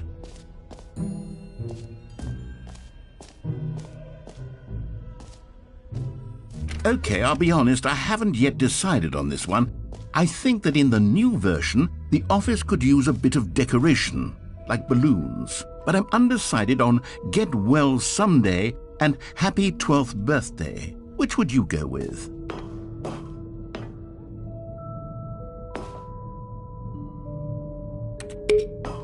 You know, sometimes when you solicit another person's opinion, it makes you realize that you knew which one you actually really wanted all along. Happy 12th birthday, step-niece, it is. Or actually, maybe I should have gone with... No, I've made my decision, we're moving on. A common complaint of the Stanley Parable was that it was confusing and paradoxical, that it engendered a chaotic sense of reckless despair in those who played it. Well, I am happy to say that after much consideration, I've engineered a clever solution to this fundamental problem with the game. It's the Stanley Parable Reassurance Bucket. You see, Stanley, anytime you're holding the bucket, a sense of calm and ease will fill your mind and your heart. It's true. As long as you hold on to the bucket, the many disorienting contradictions of the Stanley Parable will feel perfectly normal and perhaps even comforting. You may even come to long for the gentle embrace of jarring cognitive dissonance while the bucket is in your arms. And to be honest, it's a much more convenient solution for me than actually redesigning the game to be less uncomfortable. Can you imagine what a pain in the ass that would be? Yes, the bucket is the perfect solution. Come on, give it a try. Can you feel it? The glow of comfort, even in the face of crushing despair, must already be sweeping through your body. And in fact, can I say that I do believe the bucket lends you an air of charisma as well? I think that just holding it has made you the slightest bit more attractive as a person. The benefits of the bucket seem to go on, don't they? All this and more await you in the Stanley Parable 2.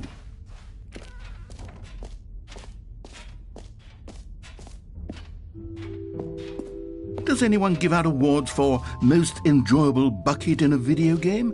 That really should be an award if it isn't already.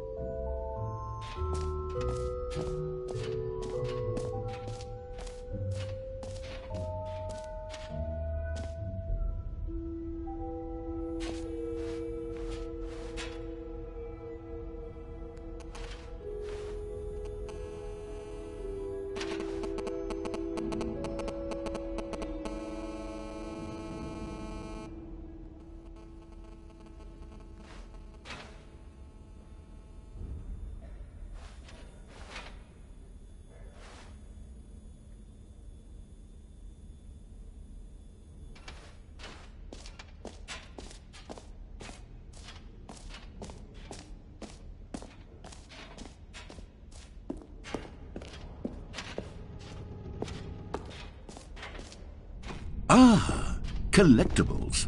Now it's a real video game. In the Stanley Parable 2, you'll run around gathering up these miniature Stanley figurines. And what's truly innovative is that there will be no reward for collecting all of them. I don't want to stifle the intrinsic joy of watching a number go up. You simply collect all of them, and then you move the hell on with your unremarkable life.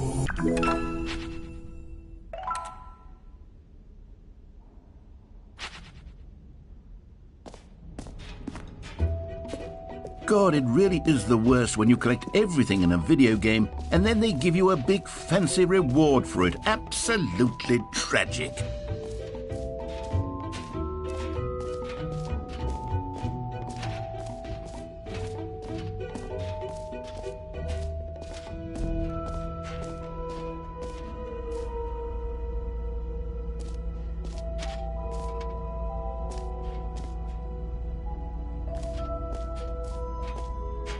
Stanley, here's an idea that I'm truly fond of. It's never been done before in a video game. This is, in fact, a hole that you can fall down forever. That's right. Infinite falling. You can fall until the end of time, if you like. A stunning leap forward for video games as a medium.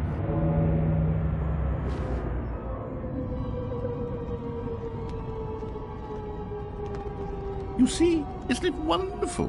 One of my more ingenious concoctions, if I do say so. Now then, since you've gotten to see the infinite hole, you can press the teleport button to pop back up to the top, and we can continue onward.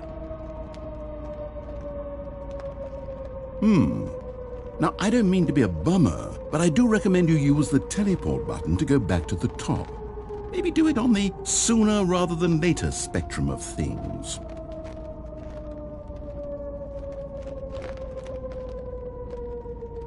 Okay, Stanley, I don't know quite how to say this tactfully, but it's possible that I slightly exaggerated the infinite nature of the hole. Is it a very, very deep hole? To be certain it is.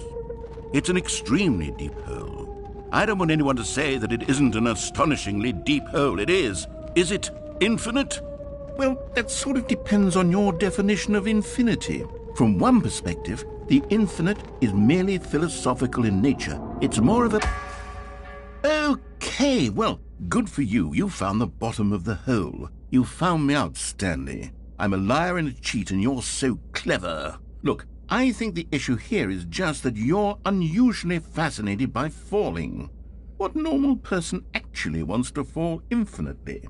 I figured the hole was as deep as anyone would actually need. Don't you put this on me. Maybe you're the problem. Look, things got a little heated there. I think we both said some things we didn't mean. Why don't we just put all this behind us and agree to just call the hole mostly infinite? If that works for you, then go ahead and press the teleport button to warp up to the top of the hole and we can move on. I'll just be up here when you're ready. Great! Now, I'm very excited to show you even more of my ideas for the sequel.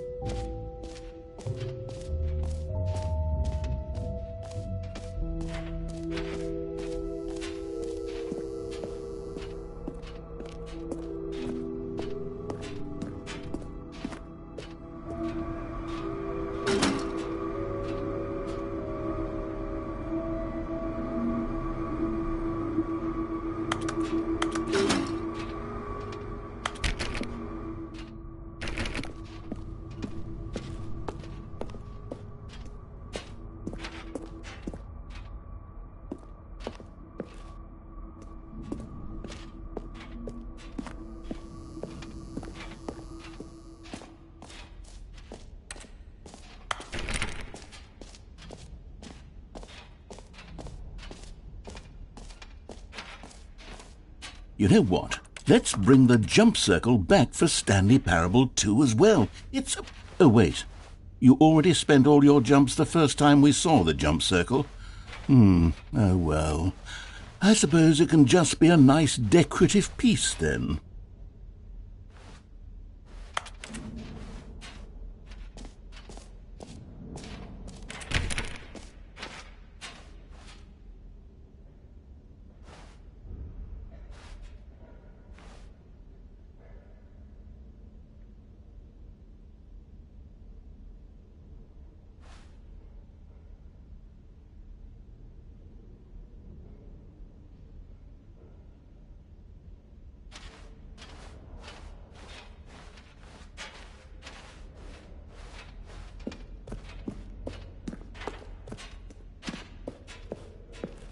All right. Have you seen everything you wanted to? Ready to move on now?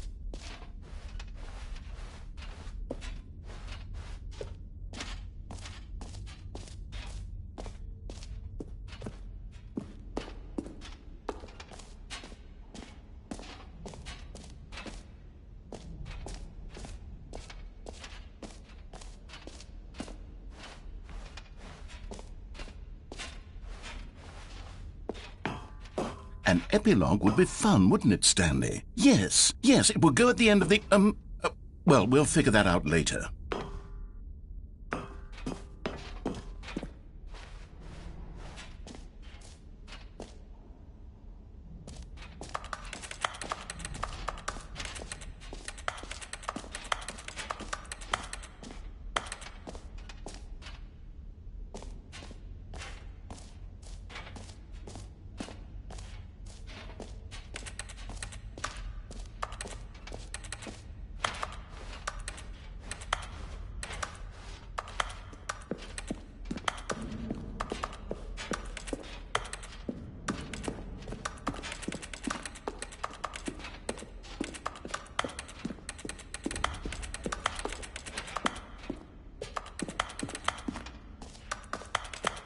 So, Stanley, what do you think? Do you like all of the new features? Yes, I know it's not exactly clear yet how exactly these features will come together as one single coherent video game, but I can feel it in my soul. It's going to work. There's definitely a good game in there somewhere. Say, let's do an experiment. I'll arrange these new features together, and we'll see whether or not it coheres into a meaningful gameplay experience. Okay, are you ready? Here it is. I give you the Stanley Parable 2.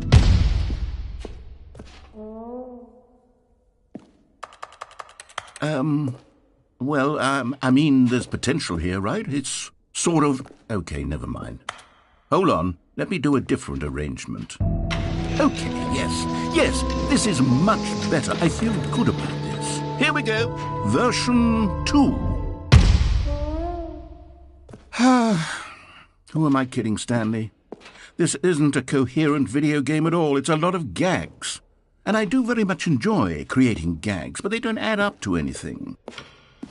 I wanted more than anything to create a sequel that would capture all the magic of the first game. I wanted fans to love it. No matter how good these gags are, they won't stand on their own. They would need the structure and the gameplay of the original. Wait, maybe that's it. I can take the original Stanley Parable and simply, well, insert a few of my new features into it. Tastefully, of course. With respect. With care for the vision and integrity of the original game. Would it possibly work? I suppose it could. But it would need a really, really tremendous title screen.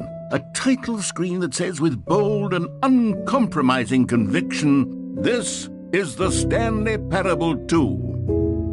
Let me see if I can whip something up. All right, perfect. Go ahead. Take a look.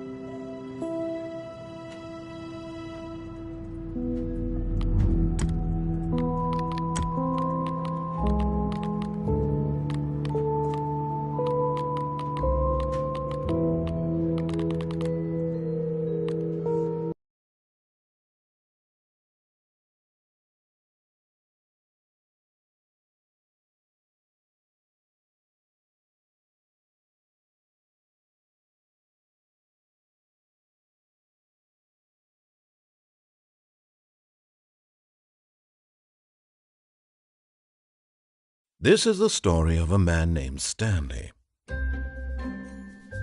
Stanley worked for a company in a big building where he was employee number 427. Employee number 427's job was simple. He sat at his desk in room 427 and he pushed buttons on a keyboard.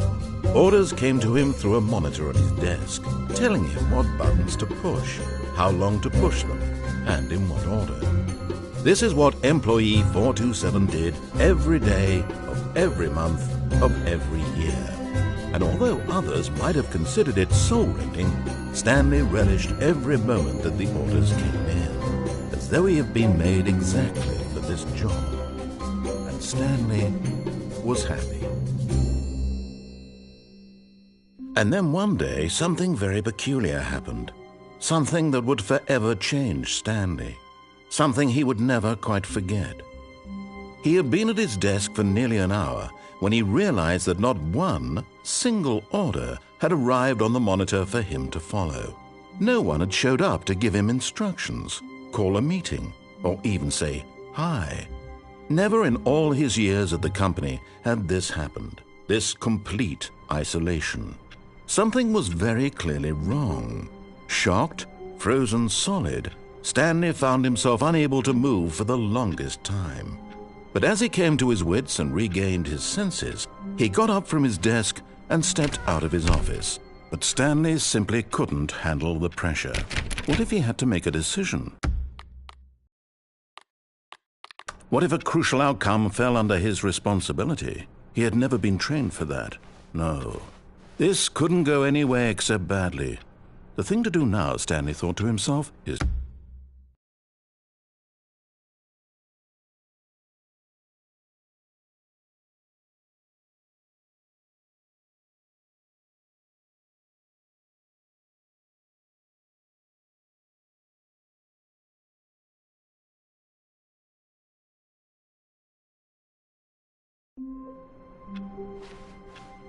All of his co-workers were gone.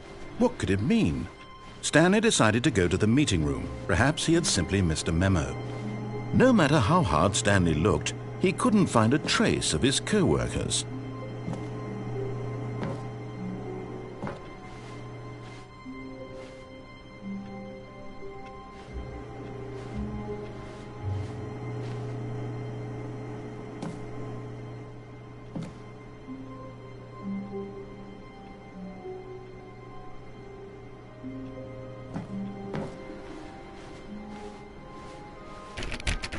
Oh, please.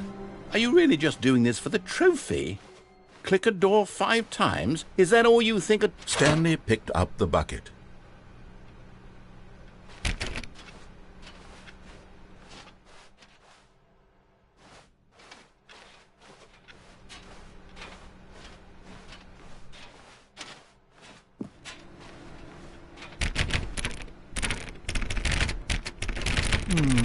I have to say, I'm still not feeling the satisfaction of witnessing true effort for a noble cause.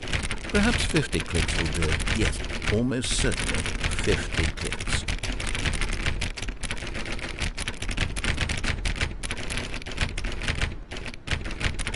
No, I'm still not feeling it. I want this trophy to have meant something. It has to be a true reward for valiant effort. I want to see some hustle, Stanley. I want to see commitment, a willingness to go all the way no matter the cost.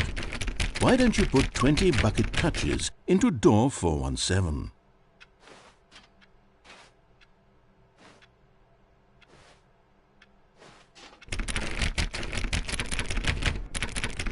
Okay, great. Now, go touch the bucket on door 437 a few times. Yes, now we're getting somewhere. How about door 415? Give it some bucket love.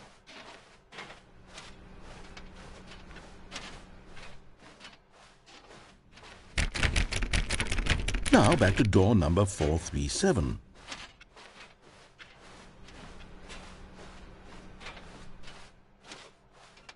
You know, I think the copy machine needs some attention. All right, back to room 417. I'm really feeling it now. I think we're getting somewhere.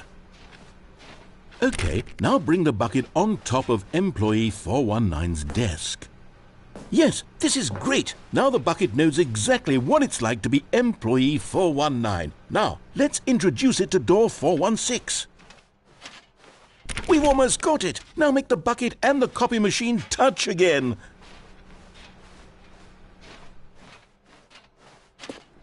Finish it off, Stanley. 5 touches of the bucket on door 430. Yes! We did it! Wow! That felt amazing. You know, not all buckets will get this kind of experience.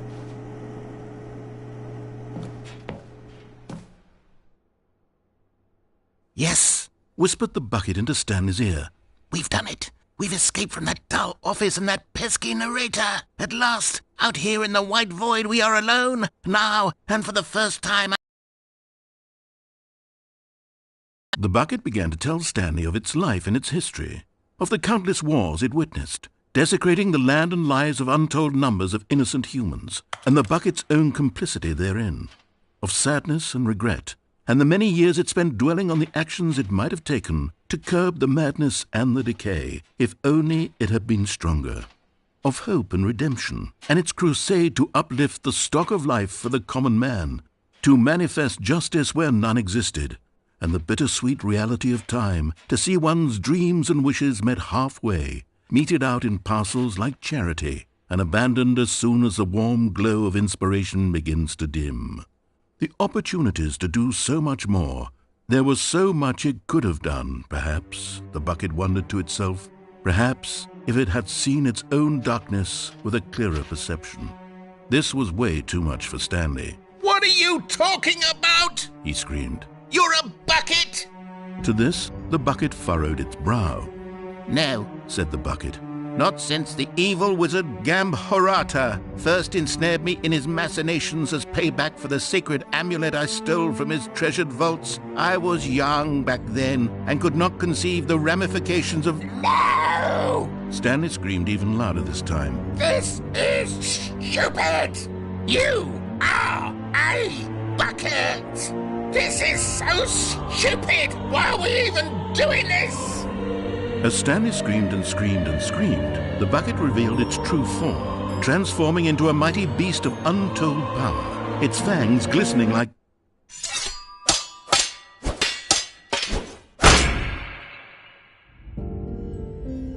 My God, Stanley, you did it. You saved us from the bucket. Thank God you already had all 12 emblems of sages and knew the incantations to summon their true power. Otherwise, we would have easily been overwhelmed by the bucket's power. I'm speechless. You've demonstrated such bravery here today. Come, let's restart the game, and we'll agree to never again go trifling with this bucket, nor the dark magic cast away inside of it.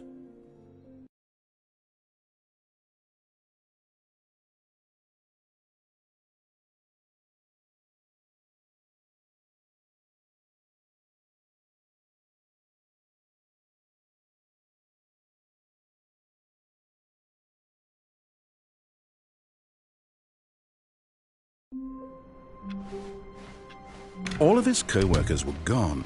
What could it mean? Stanley decided to go to the meeting room. Perhaps he had simply missed a memo.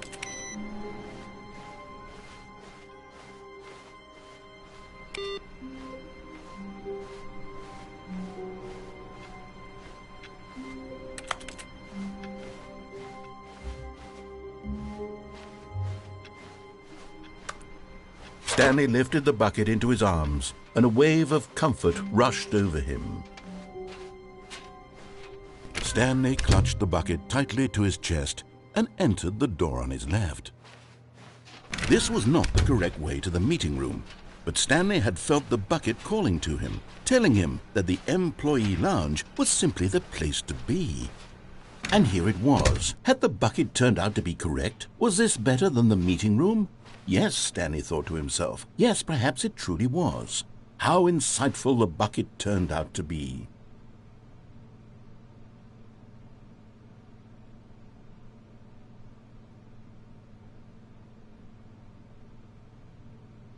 Truly, being here with the bucket was a grand adventure.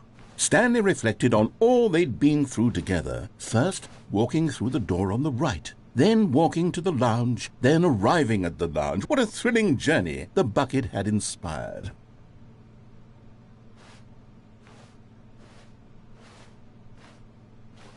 Perhaps this was where the bucket felt most truly at home. Here in the employee lounge. Perhaps it's the only place a bucket can even feel at home.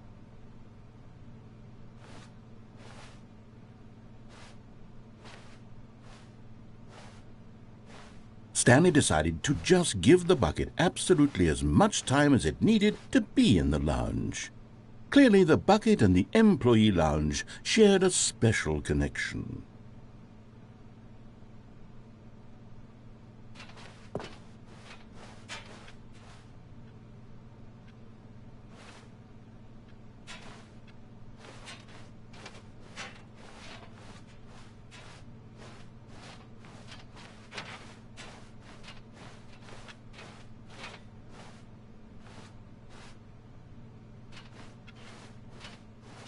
But finally, the bucket was done being in the lounge, and they took the first open door on their left to get back to business.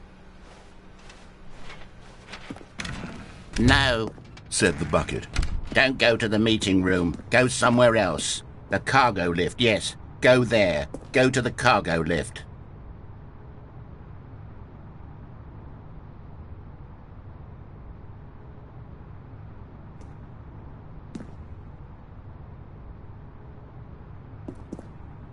But Stanley feared that any path he walked might lead to the separation of himself and the bucket, his dearest friend. So he threw himself to his death, that they might die in one another's arms. How deeply touching.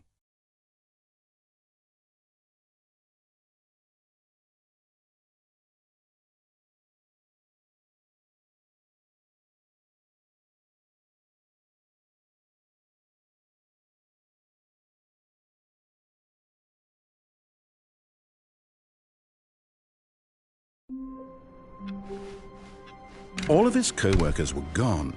What could it mean? Stanley decided to go to the meeting room. The confusion and the chaos all seemed to melt away as Stanley embraced the bucket. Stanley clutched the bucket tightly to his... This was not the correct way to the meeting room, but Stanley had felt the bucket calling to him, telling him that the employee lounge was simply the place to be. And here it was. Had the bucket turned out to be correct? No, never mind. The bucket was wrong. Stanley took the door on his left to go back to the meeting room. No, said the bucket. don't go to the meeting room. Go somewhere else. The cargo lift, yes. Go there. Go to the cargo lift. Good, said the bucket. Now ride the lift all the way to the top. There's something up there I need you to do. Stanley did not question why or how this bucket was speaking to him. It should have alarmed him, of course, because buckets can't talk. But Stanley chose not to think about this obvious fact. He was firmly convinced that the bucket had spoken to him, and he unthinkingly did whatever the bucket asked.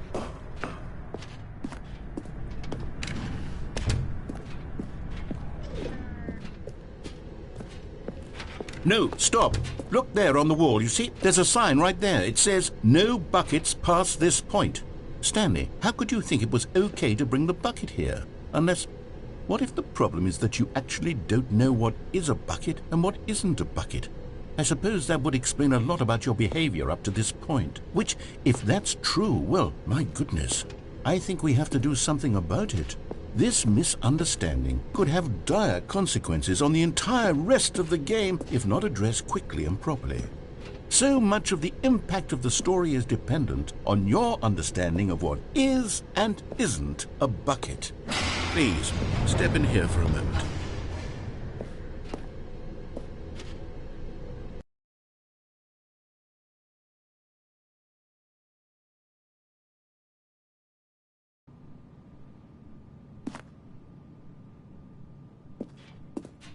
Now then, I'm going to run you through some test scenarios, and you'll tell me whether or not the thing I'm showing you is a bucket. Simple enough, right?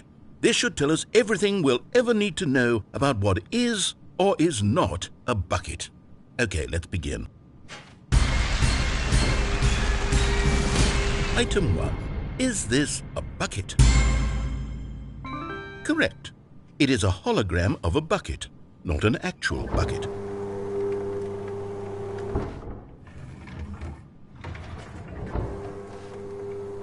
Item 2. Is this a bucket? Correct. It is a 3D printed recreation of a bucket, not an actual bucket.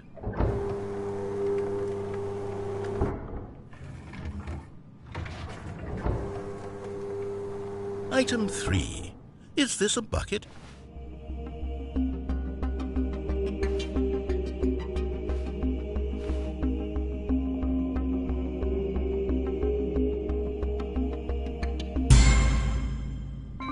Correct. This is a bucket.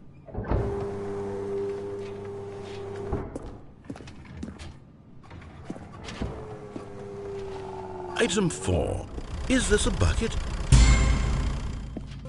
What? Are you hallucinating? This is a tractor. It's an enormous machine that tills the earth. I thought this was a gimmick. How on earth did you manage to screw it up? Absolutely incredible. Let's just move on to the next one.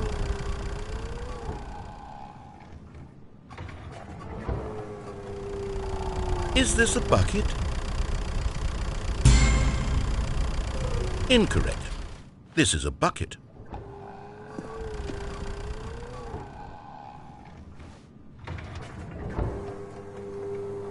Item 6. Is this a bucket? Trick question. Both. Gotcha.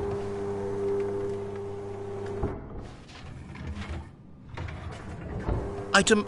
Wait, hold on. I can't find the next one. Let me see. It should be around here somewhere.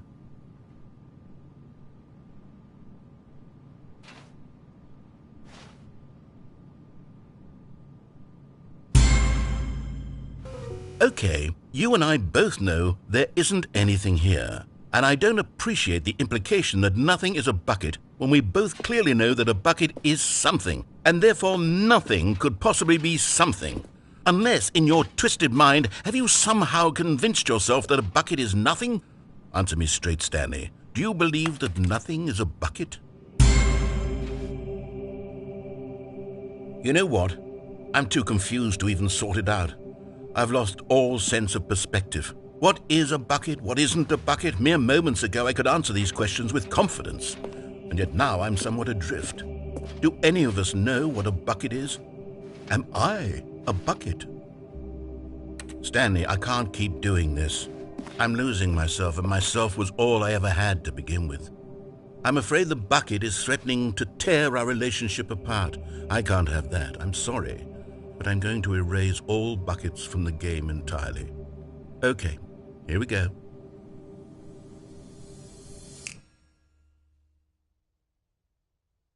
What happened? Is everything gone? Why did everything disappear? Wait, was everything a bucket? Every single thing in the game was a bucket. Oh my God, I had no idea. How could... except me. I'm not a bucket after all. And you, Stanley, you're still here. You're not a bucket either. Oh, this is wonderful news. We're not buckets. Yes, I actually feel much more at ease right now. It's delightful to get some clarity on that issue, but it doesn't change the fact that we haven't got a game. So, tell you what, I'll reset everything and we'll put back all of the buckets, okay? And we'll know that it's all a bucket. But if you run into anyone else, maybe don't mention that. Who knows what that information might do to a person? All right, here we go.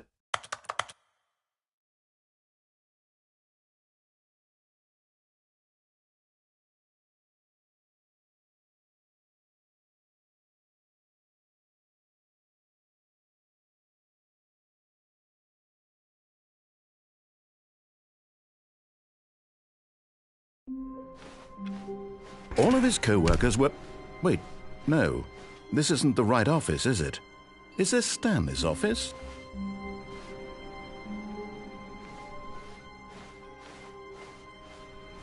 Warmth spread through Stanley's arms. With the bucket in his arms again, he was home. Stanley clutched the bucket tightly to his... This was not the correct way to the meeting room, but Stanley had felt the bucket calling to him, telling him that the employee lounge was simply the place to be. And here it was. Had the bucket turned out to be correct? No, never mind. The bucket was wrong. Stanley took the door on his left to go back, and so the two of them detoured through the maintenance section and walked straight ahead to the opposite door.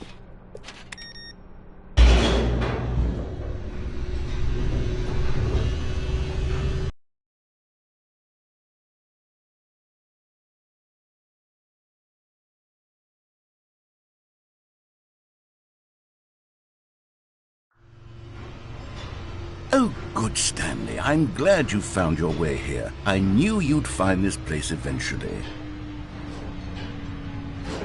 You see, your friends and I are concerned for you, Stanley. We've come together here because we care about you very much. It's this bucket you're carrying around everywhere.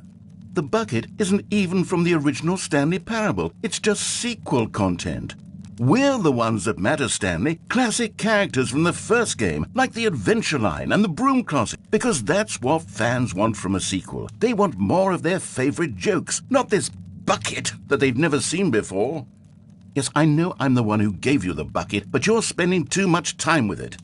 Don't you want another story involving the Adventure Line? We could make the Adventure Line go somewhere new. Yes, yes, that's what the fans want. Let's do it.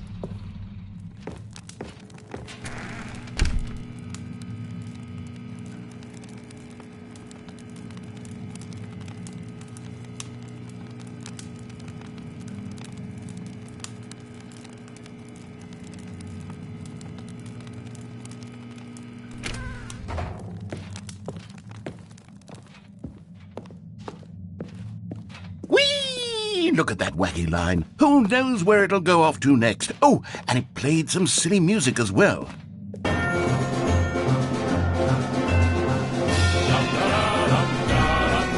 Now this is what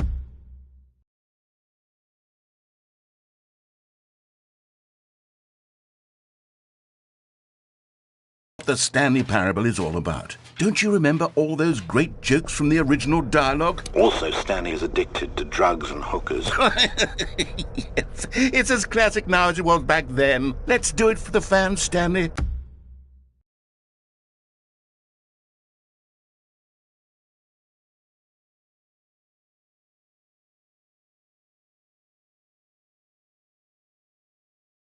Let's give them more content exactly like this. But if we want to do that, you're going to have to give something up.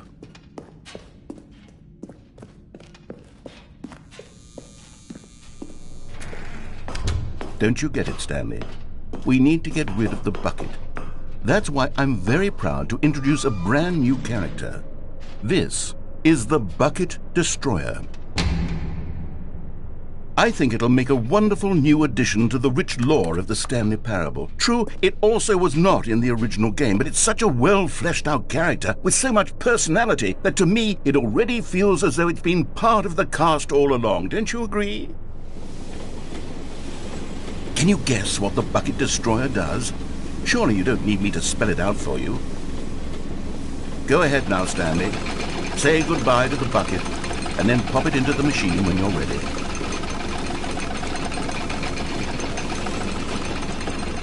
Now listen to me. It's crucial that you give it the bucket. I don't know what the Bucket Destroyer will do if it can't destroy your bucket. Destroying buckets is all it knows. That is its singular personality trait. Sure, I can hear you saying, how does a character with only one personality trait deserve to join the pantheon of beloved Stanley Parable characters? Well, you see, if you were to really explore the Bucket Destroyer, you would see that its desire to crush buckets is so densely loaded with complexity and nuance that it's really like 10 personality traits. What other object in this game can you even say that about? The Broom Closet? Certainly not. I wonder what sort of Bucket Destroyer merchant are clamoring for after this. Characters like the Adventure Line or the Bucket Destroyer until you crush that damn bucket. Quickly now, the fans are waiting. Do it, the fans, Stanley. Give the fans what they want. Hurry and...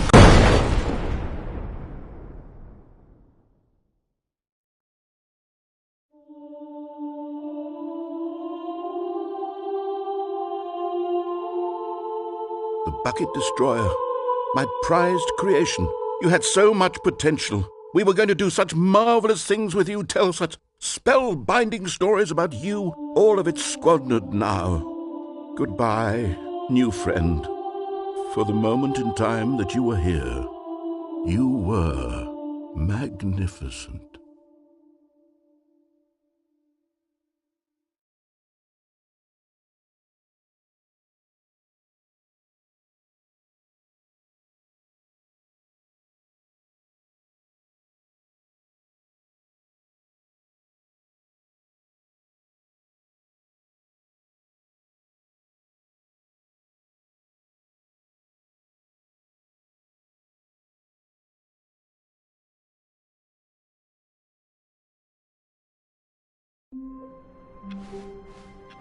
My God, the bumpscosity in here is absolutely overwhelming. 1,000?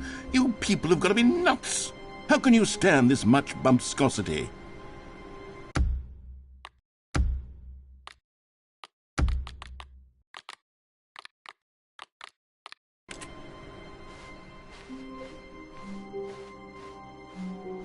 Stanley picked up the bucket and smiled. He'd never be alone again, not truly alone, not with the bucket around. Stanley clutched the bucket tightly to his... This was not the correct way to the meeting room, but Stanley had felt the bucket calling to him, telling him that the employee lounge was simply the place to be. And here it was. Had the bucket turned out to be correct? No, never mind. The bucket was wrong. Stanley took the door on his left to go, and so the two of them detoured through the maintenance section and walked straight ahead to the opposite door.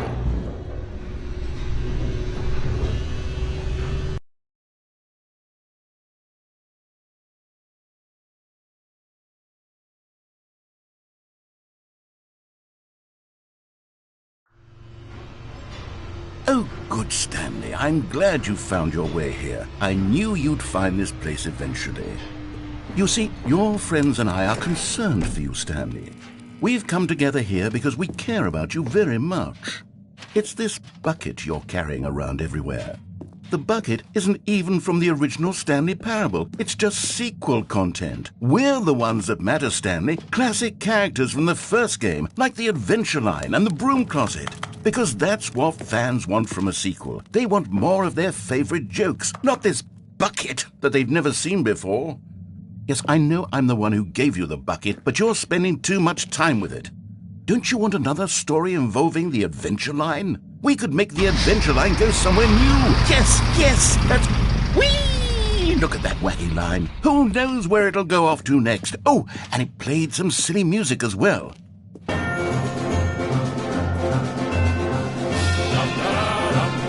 Now this is what the Stanley Parable is all about. Don't you remember all those great jokes from the original dialogue? Also, Stanley is addicted to drugs and hookers. Yes, it's as classic now as it was back then. Let's do it for the fans, Stanley. Let's give them more content exactly like this. But if we want to do that, you're going to have to give something up. Don't you get it, Stanley? We need to get rid of the bucket. That's why I'm very proud to introduce a brand new character. This is the Bucket Destroyer. I think it'll make a wonderful new addition to the rich lore of the Stanley Parable. True, it also was not in the original game, but it's such a well-fleshed-out character with so much personality that to me it already feels as though it's been part of the cast all along. Don't you agree? Can you guess what the Bucket Destroyer does? Surely you don't need me to spell it out for you. Go ahead now, Stanley. Say goodbye to the bucket, and then pop it into the machine when you're ready.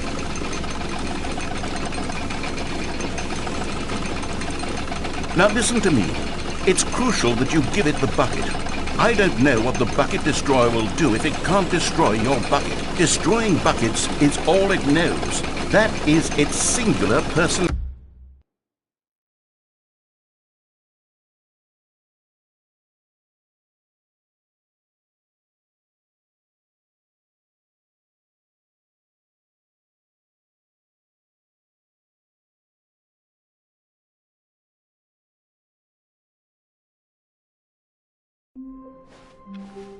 All of his co-workers were gone. What could it mean? Stanley decided to go to the meeting room. Perhaps he had simply missed a memo.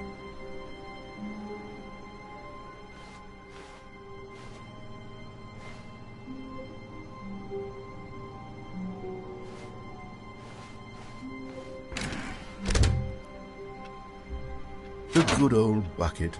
Just Stanley and the bucket, off on another thrilling adventure together.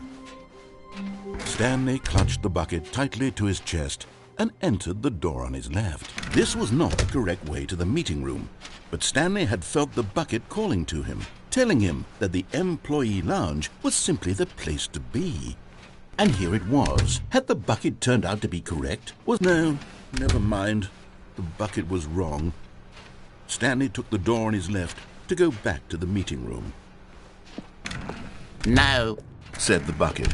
Don't go to the meeting room. Go somewhere else. A cargo lift, yeah, good, said the bucket. Now ride the lift all the way to the top. There's something up there I need you to do. Stanley did not question why or how this bucket was speaking to him. It should have alarmed him, of course, because buckets can't talk. But Stanley chose not to think about this obvious fact. He was firmly convinced that the bucket had spoken to him, and he unthinkingly did whatever the bucket asked. In here, said the bucket. Go into this dark room over here.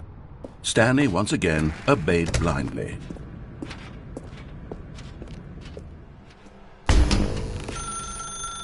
Now pick up the phone, said the bucket. Pick up the phone and it will take us back home, where we can go about life together.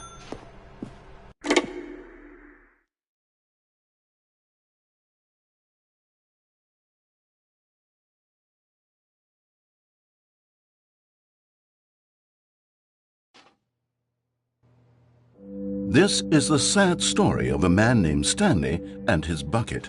Once upon a time, I gave Stanley a bucket because I thought he was lonely and could use a friend.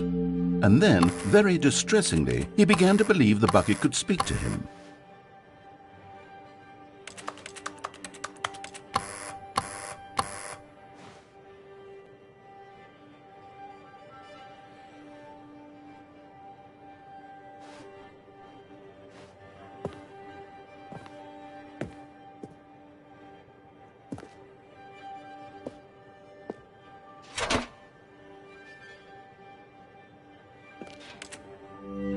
The Stanley Parable Reassurance Bucket was merely meant to provide the comforting glow of companionship.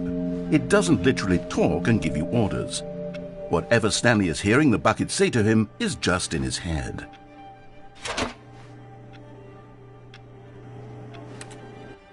Lately, I've been concerned about him. Wouldn't you be concerned as well? To see him delusional like this, obsessing over an inanimate metal object? I want to say something to him, but I don't know how I can convince him. I don't know if he'll listen to me.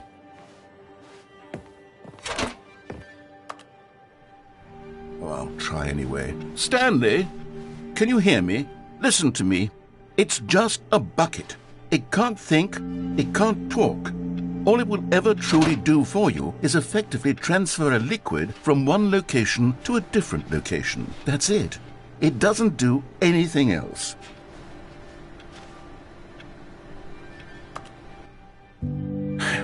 You see, he's not listening. He's still taking orders from the bucket. You know, once upon a time it was me he took orders from, me he trusted and listened to. Now all he cares about is this awful bucket, this stupid hunk of metal.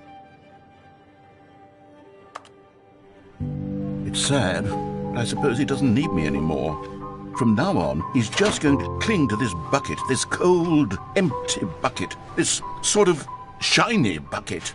Well, I'll give it this. The bucket does have a nice shine to it.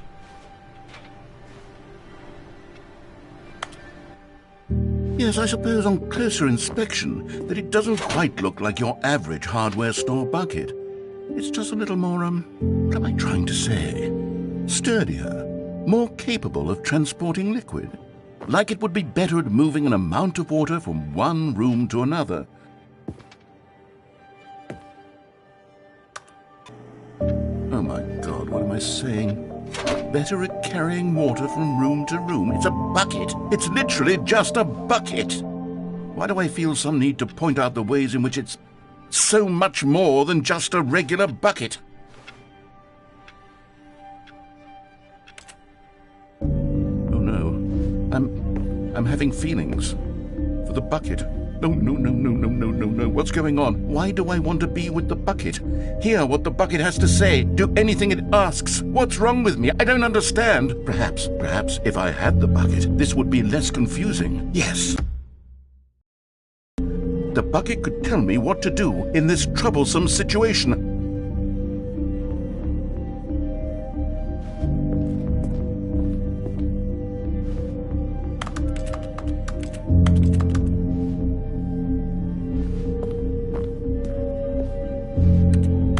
Stanley, give me the bucket. Give it to me. Give me the bucket, Stanley. I need it.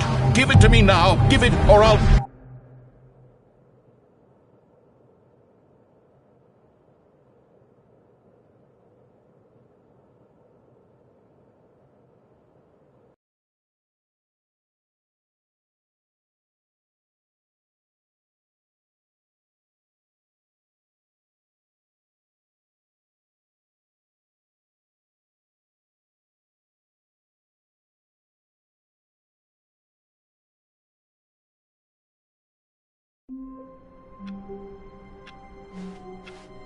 Just a step. If I can make it through this door, I can make it through them all.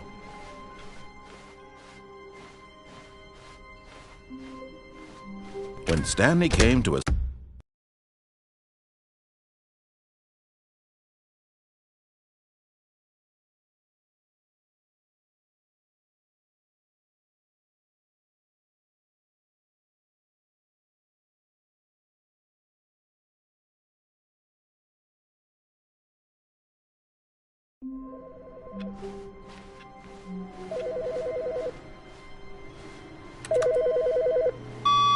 Good morning. Thank you for contacting the Future Happiness Foundation. We are confirming. Where are we going today? The bucket asked. Stanley just smiled. Anywhere they went together would be perfectly fine with him. Hey Stanley, it's me. Just calling to let you know that you left your bucket at home. Silly.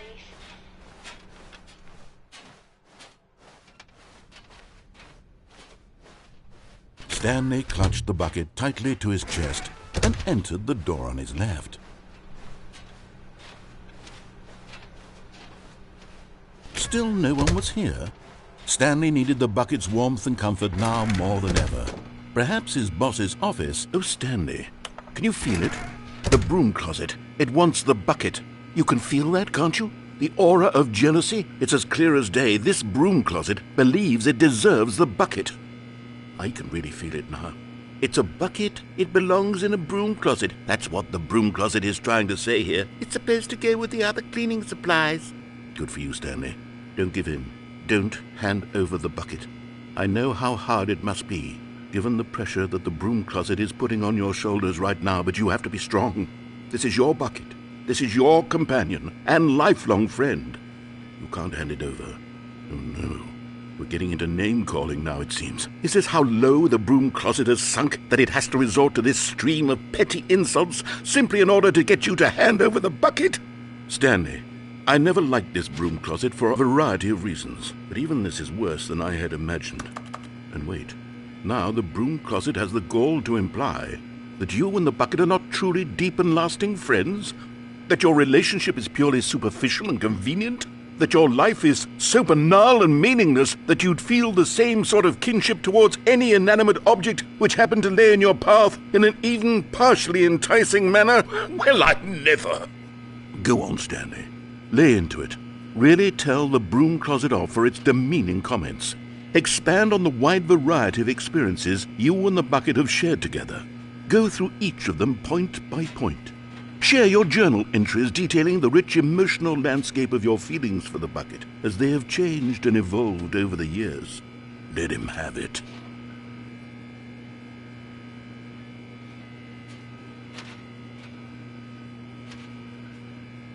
Okay, I've got you something which I think will help settle this debate once and for all.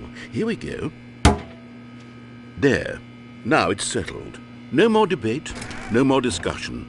Take a hike, broom closet, with all your meandering philosophical diatribes about the nature of cleaning supplies and their relationship to broom closets in the natural order of things.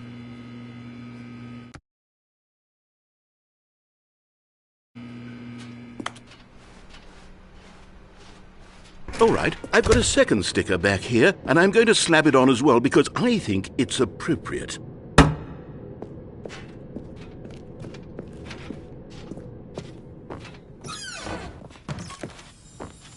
You found one of them. One of the miniature Stanley figurines. Remember, no reward for collecting all of these, only the intrinsic pleasure of a job well done. You can't buy that sort of happiness, Stanley. God knows I've tried. So, I implore you to savor each and every moment you come across one of these beautiful figurines.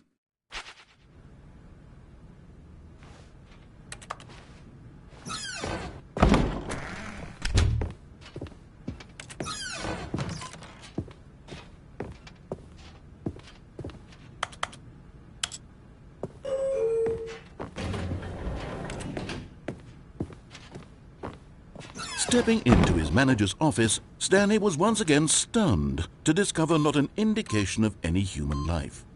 Crushed by the weight of this revelation, Stanley may have broken down into an emotional dumpster fire if not for the soothing presence of the bucket. Even now, in his darkest of hours, did the bucket's warmth and guiding light pierce the dark clouds of confusion and chaos. It would be with him always. The bucket would, and he knew it. The two of them were inseparable. At this point, Stanley was so absorbed in the tender spiritual connection he shared with the bucket that he didn't notice the keypad behind the boss's desk. Nor in his bliss of simply being near the bucket did he have any notion that the PIN number for the keypad was 2845. But Stanley guessed the correct code by sheer luck. Was it that the bucket knew all along? Was the bucket guiding him? Yes, this is certainly the most logical explanation. Another miniature Stanley figurine. This, there really must be a snappier name for these things. What about mini-stands? Stanley figs? Or what about Stanlerines? Yes, I think I like that. Another Stanlerine under your belt.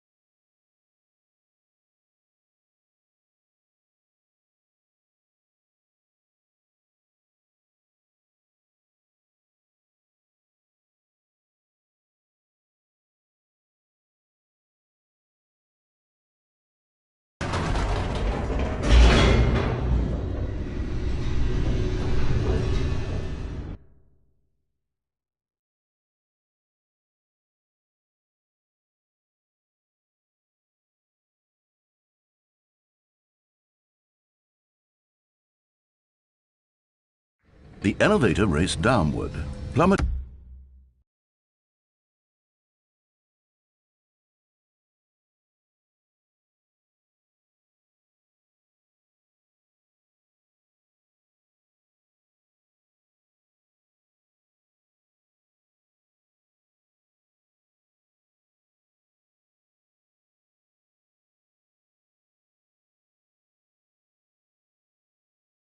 towards an unknown fate. It would be all Stanley could do to keep himself together, if not for the bucket. Soothing him, comforting him, reassuring that in this darkest moment of uncertainty, he would be all right. The bucket is here for you, Stanley. Everything will be fine. Stanley and the bucket walked straight ahead through the large door that read, Mind Control Facility.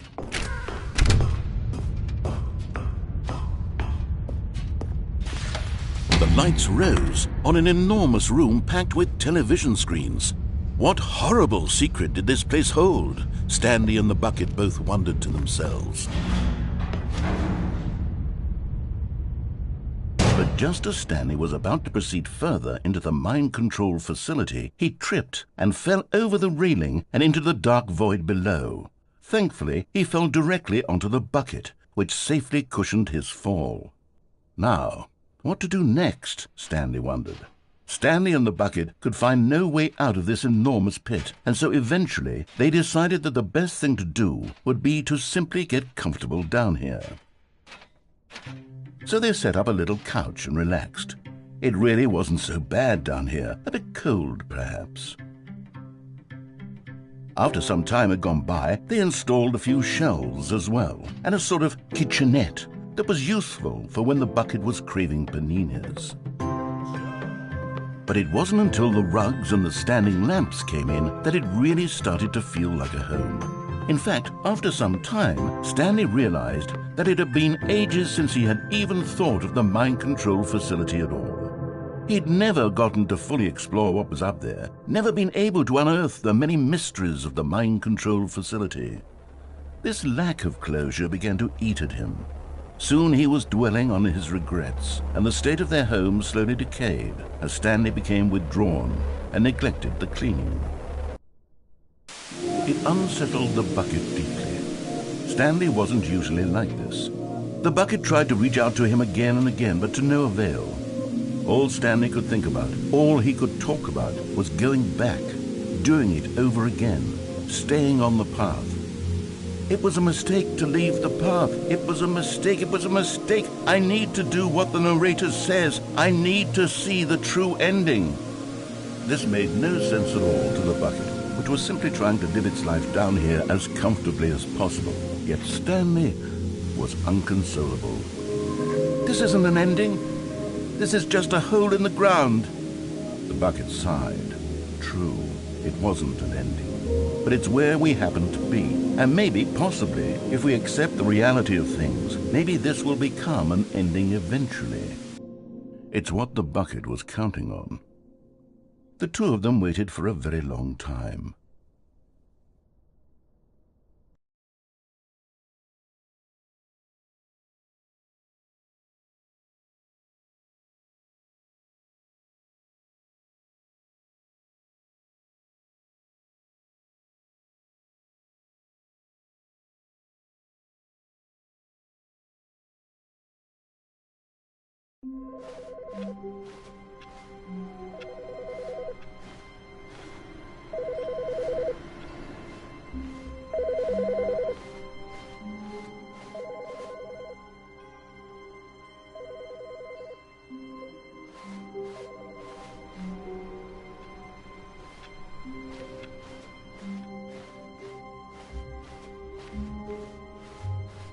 When Stanley came to a set of 2 open doors, he entered the door on his left.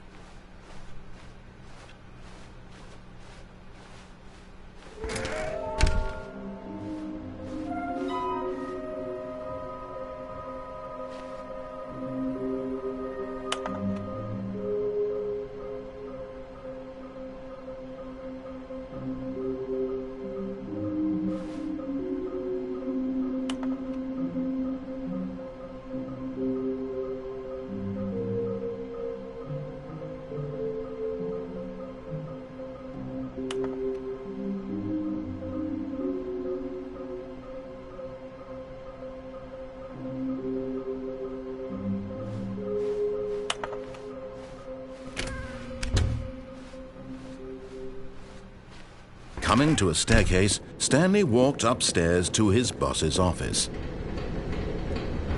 Okay, I'm going back to the name of these little Stanley figurines, and now I'm torn between Stanlerines and Figlies. What do you think, Stanley? What name better encapsulates the intrinsic sense of happiness that you get from seeing a small number in the corner of your screen go up by 1? Let me sit on it.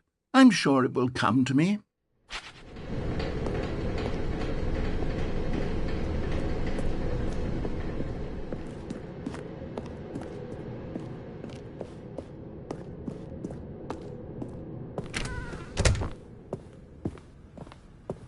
Here's the door, just go.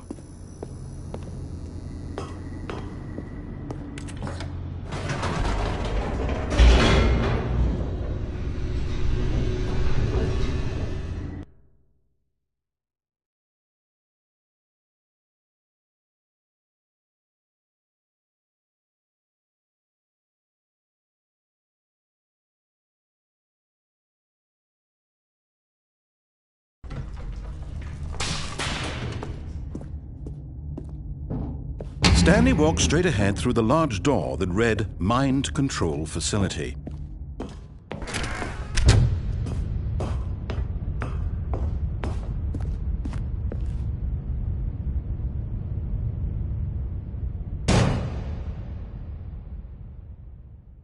Aha! You've made it to the bottom of the Mind Control Facility. Welcome! You see, back when the Stanley Parable first launched in 2013, getting to the bottom of the Mind Control Facility was a bug that we simply didn't catch during development. And you all sent us lots of photos of it on Twitter and acted very superior about it. And you're all very, very clever. Good for you. Anyway, when it came time to update the game, we knew that we had to do something about this little goof of ours, so here you go. New content. You can call it the bottom of the mind control room ending, if that enhances your perception of the value of these updates. Isn't that what you crave? New content? Always more content, more content, more. And I'm here to give it to you. I'm here to make it seem like we really covered every nook and cranny of the game, with secrets and Easter eggs. How about this? We wrote a new piece of music just for this section. You won't hear it anywhere else in the game. It's a secret that's just for you. That's how special you are. We call this track, Good Job You've Made It to the Bottom of the Mind Control Facility. Well done.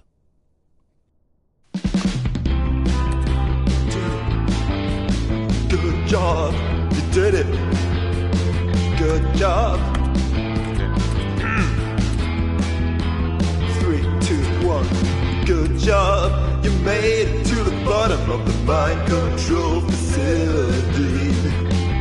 You jumped on the catwalk. You should have been careful. You should have been careful. It used to be a bug, but now it's an ending. Now it's an ending. I believe in you. I believe in your ability to cross this barrier and chase your dreams. Railings don't mean anything.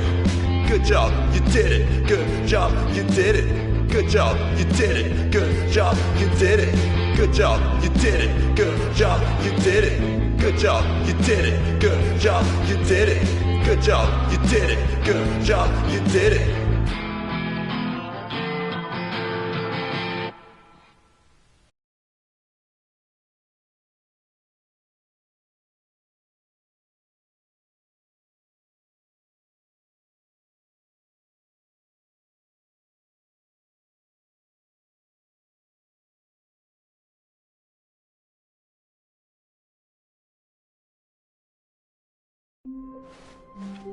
How long was I sitting there? Stanley wondered to himself.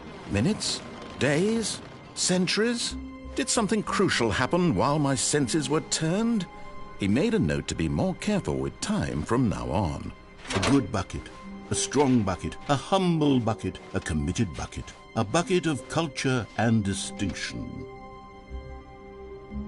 Stanley clutched the bucket tightly to his chest and entered the door on his left.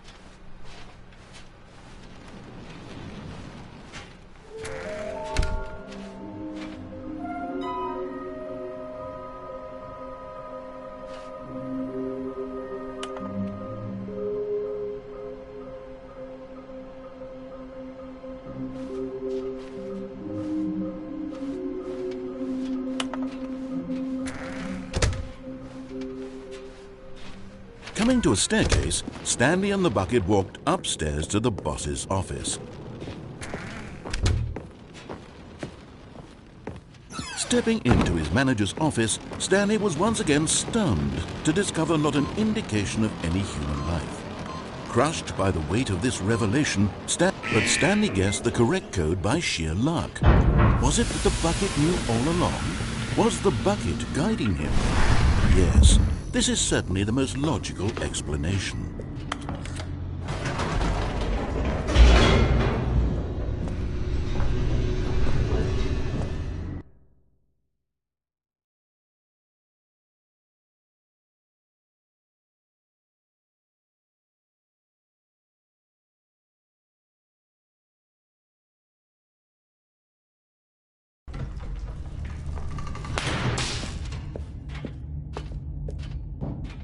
Stanley and the bucket walked straight ahead through the large door that read, Mind Control Facility.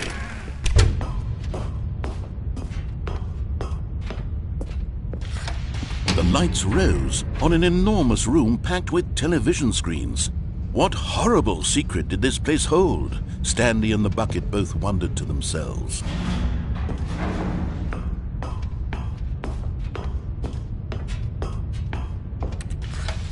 The monitors jumped to life, and Stanley nearly dropped the bucket in shock.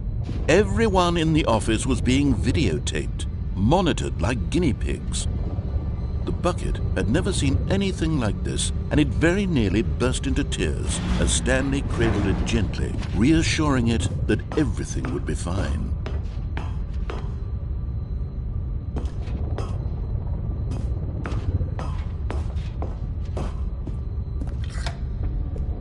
Was the bucket under the mind control facility's influence as well? Had the bucket been told to do things it didn't wish to do? What kinds of things does a bucket want to do or not want to do in the first place?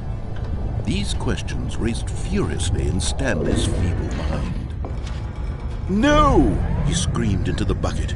He couldn't accept it. His own life in someone else's control, never! He squeezed the bucket tighter.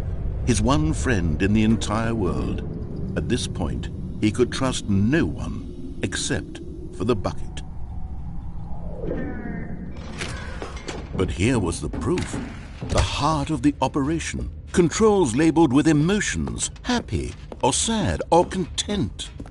Walking, eating, working, all of it monitored and commanded from this very place. And as the cold reality of his past began to sink in, Stanley decided that this machinery would never again exert its terrible power over another human life. For he and the bucket would dismantle the controls for good. Two best friends, Stanley and the bucket, up against the world. They high-fived in a really cool way, and the bucket made a sassy comment about taking down the system.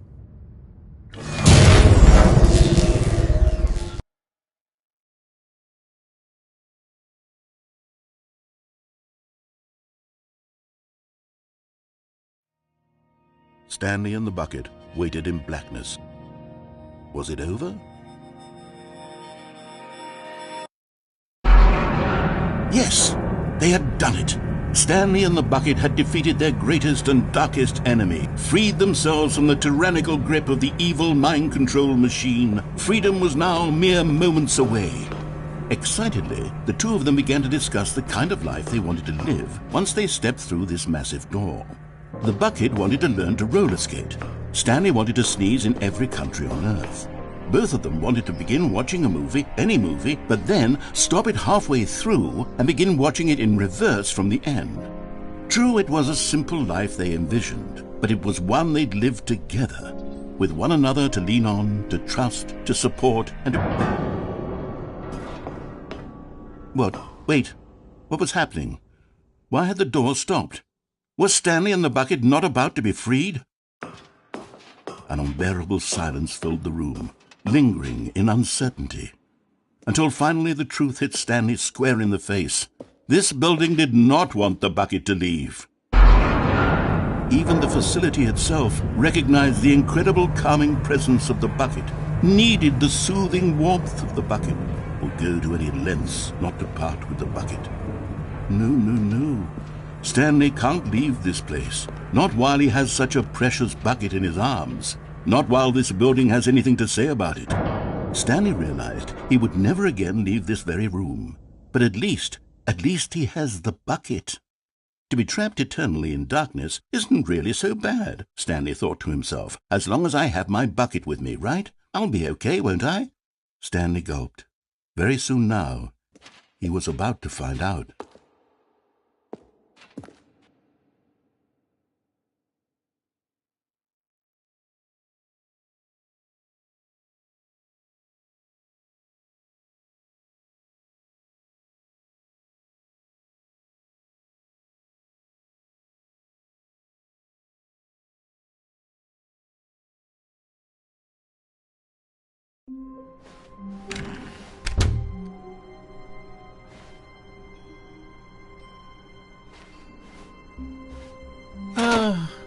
the embrace of an old friend, a weathered companionship that stands the... Stanley clutched the bucket tightly to his chest and entered. This was not the correct way to the meeting room, but Stanley had felt the bucket calling to him, telling him that the employee lounge was simply the place to be. And here it was. Had the bucket turned out to be correct? No, never mind. The bucket was wrong. Stanley took the door on his left to go, and so the two of them detoured through the maintenance section and walked straight ahead to the opposite door.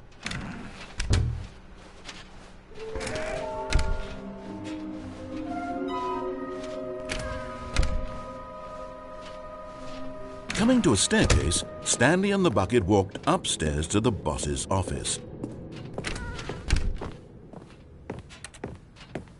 Stepping into his manager's office, Stanley was once again stunned to discover not an indication of any human life. Crushed by the... But Stanley guessed the correct code by sheer luck. Was it that the bucket knew all along? Was the bucket guiding him? Yes, this is certainly the most logical explanation.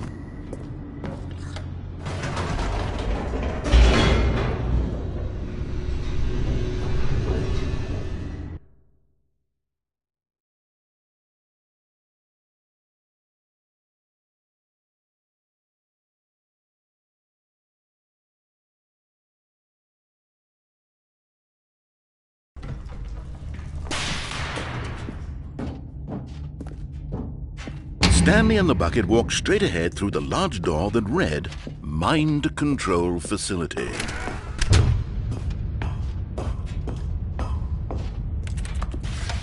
The lights rose on an enormous room packed with television screens. What horrible secret did this place hold? Stanley and the bucket both wondered to themselves.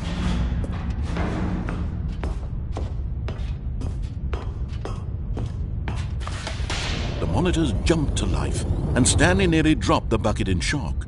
Everyone in the office was being videotaped, monitored like guinea pigs.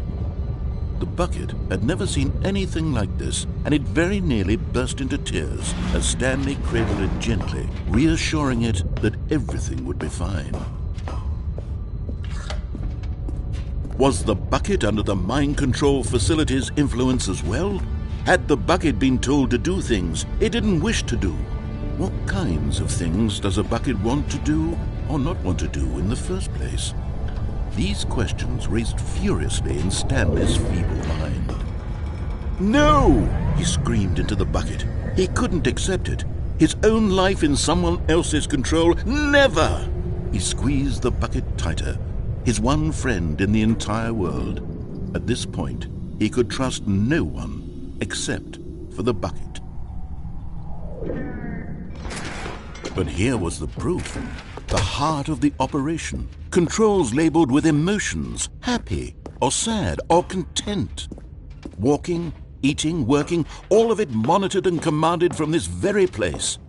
And as the cold reality of his past began to sink in, Stanley decided that...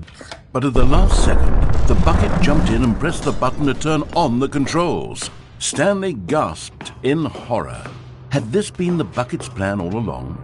To take over the machine and claim the power for itself? How could the bucket have betrayed him like this?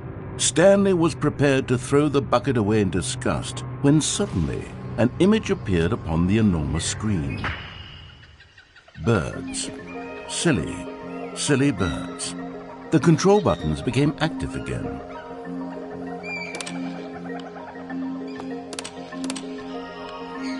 Stanley flipped through one video of silly birds after another, and then it dawned on him. This wasn't a mind control facility at all.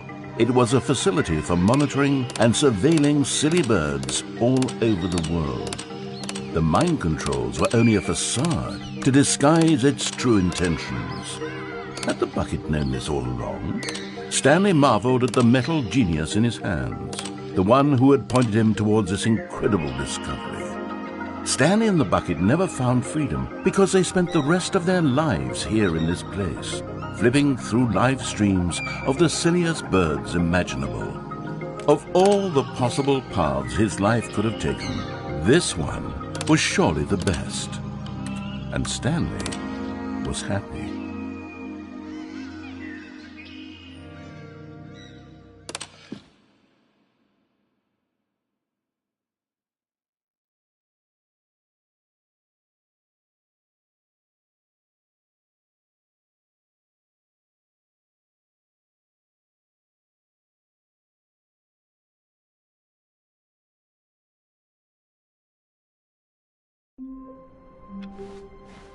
Just a step through this door, Stanley thought to himself. That's all I need. If I can make it through this door, I can make it through them all.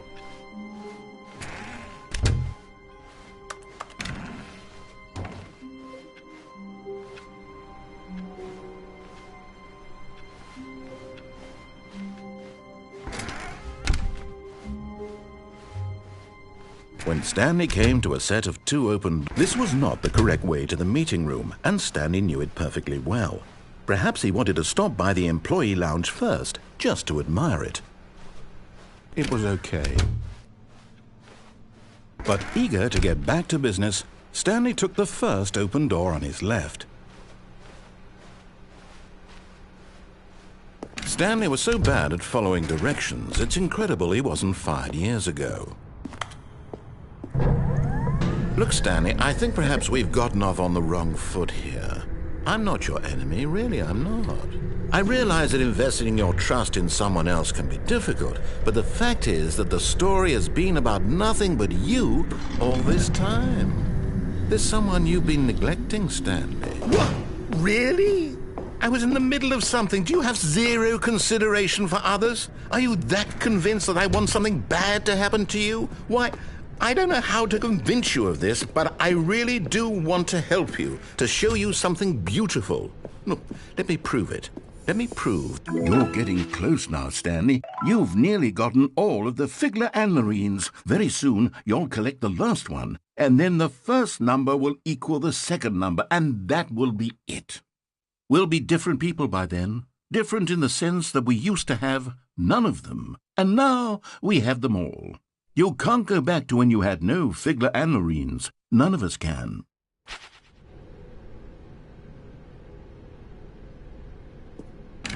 Now listen carefully.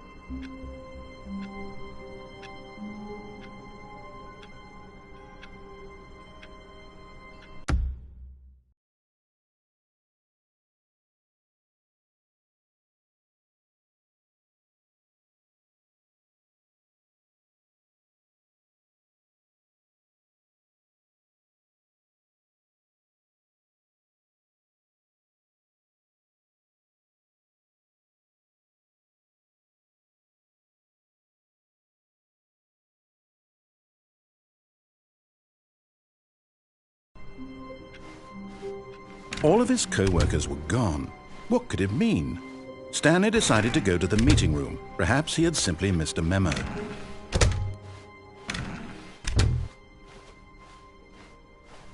When Stanley came to a set of 2 open, this was not the correct way to the meeting room, and Stanley knew it perfectly well. Perhaps he wanted to stop by the employee lounge first, just to admire it. It was okay. But eager to get back to business, Stanley took the first open door on his left. Stanley was so bad at following directions, it's incredible he wasn't fired years ago.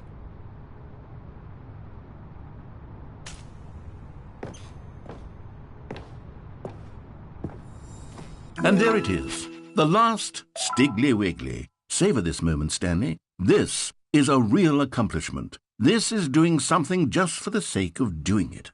Where so many people expect to be rewarded for the most trivial achievements, you've insisted that a job well done is its own reward. I would tell you that I'm proud of you for collecting them all, but that would be like a reward, and we can't have that. So, instead I'll just say, it's done. We're all done here, and now we can go to whatever the hell you were doing before you hunted for figurines.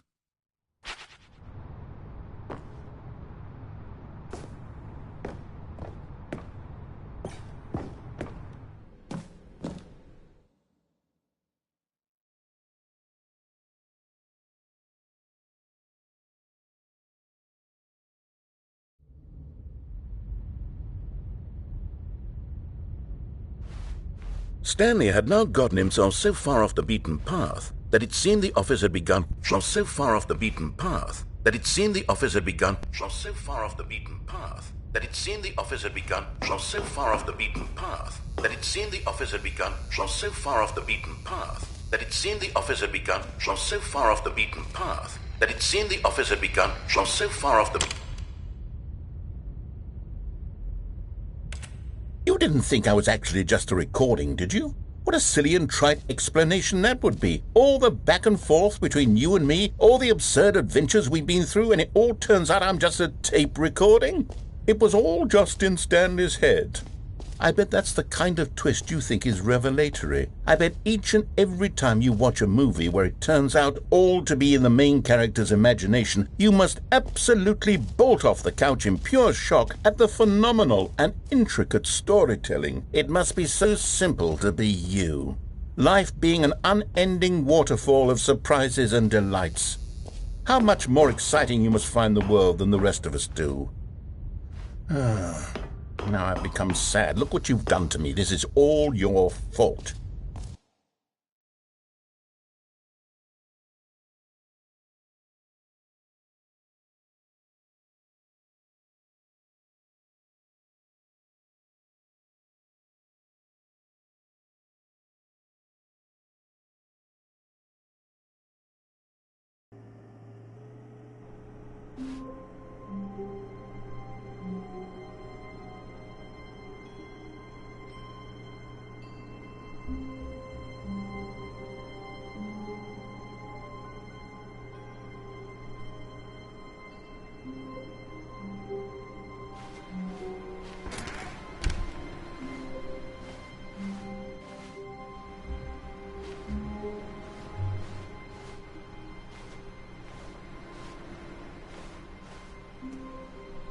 Stanley, I'm sorry, but I have to put a pause on things. It's those figurines, those figglers. I haven't stopped thinking about them since you nabbed every last one. Wasn't it just the most intrinsically fulfilling moment of your entire life? Didn't it fill you to the brim with inner richness? Yes, I know we're supposed to be telling a story, but won't you please indulge me with one more trip back to the memory zone? I would love nothing more than to revisit the figurines. Just one more time.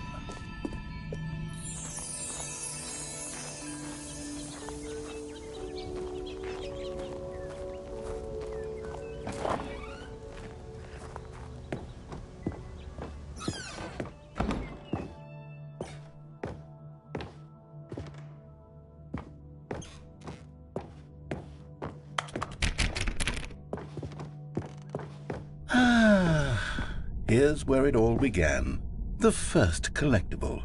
Back then, we had no idea of how many of them we'd find. Sure, it said 6 right there on the screen, but how could we know for certain? We were so innocent. We'll never be like that again, Stanley.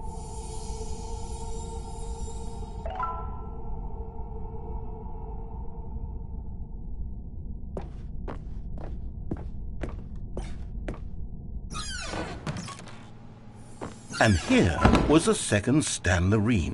You found this one all on your own, just by poking around in the boss's bathroom. You did that, Stanley. I'll be honest. Back then I had no faith in you to find any of them, let alone 6. But you continue to surprise me in all sorts of mundane, unremarkable ways.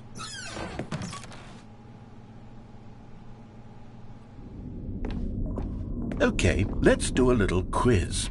Which of these rooms was the room you found your third mini Stan? Can you remember?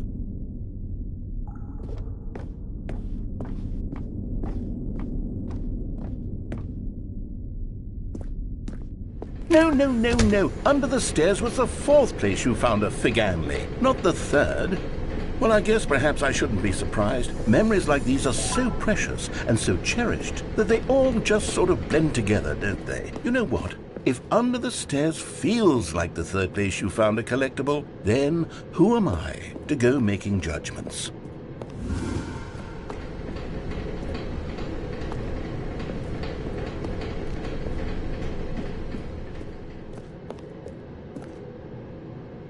Let's see, what came next? Oh yes, we found a Figley in this pink room. Oh well, I can't actually say I remember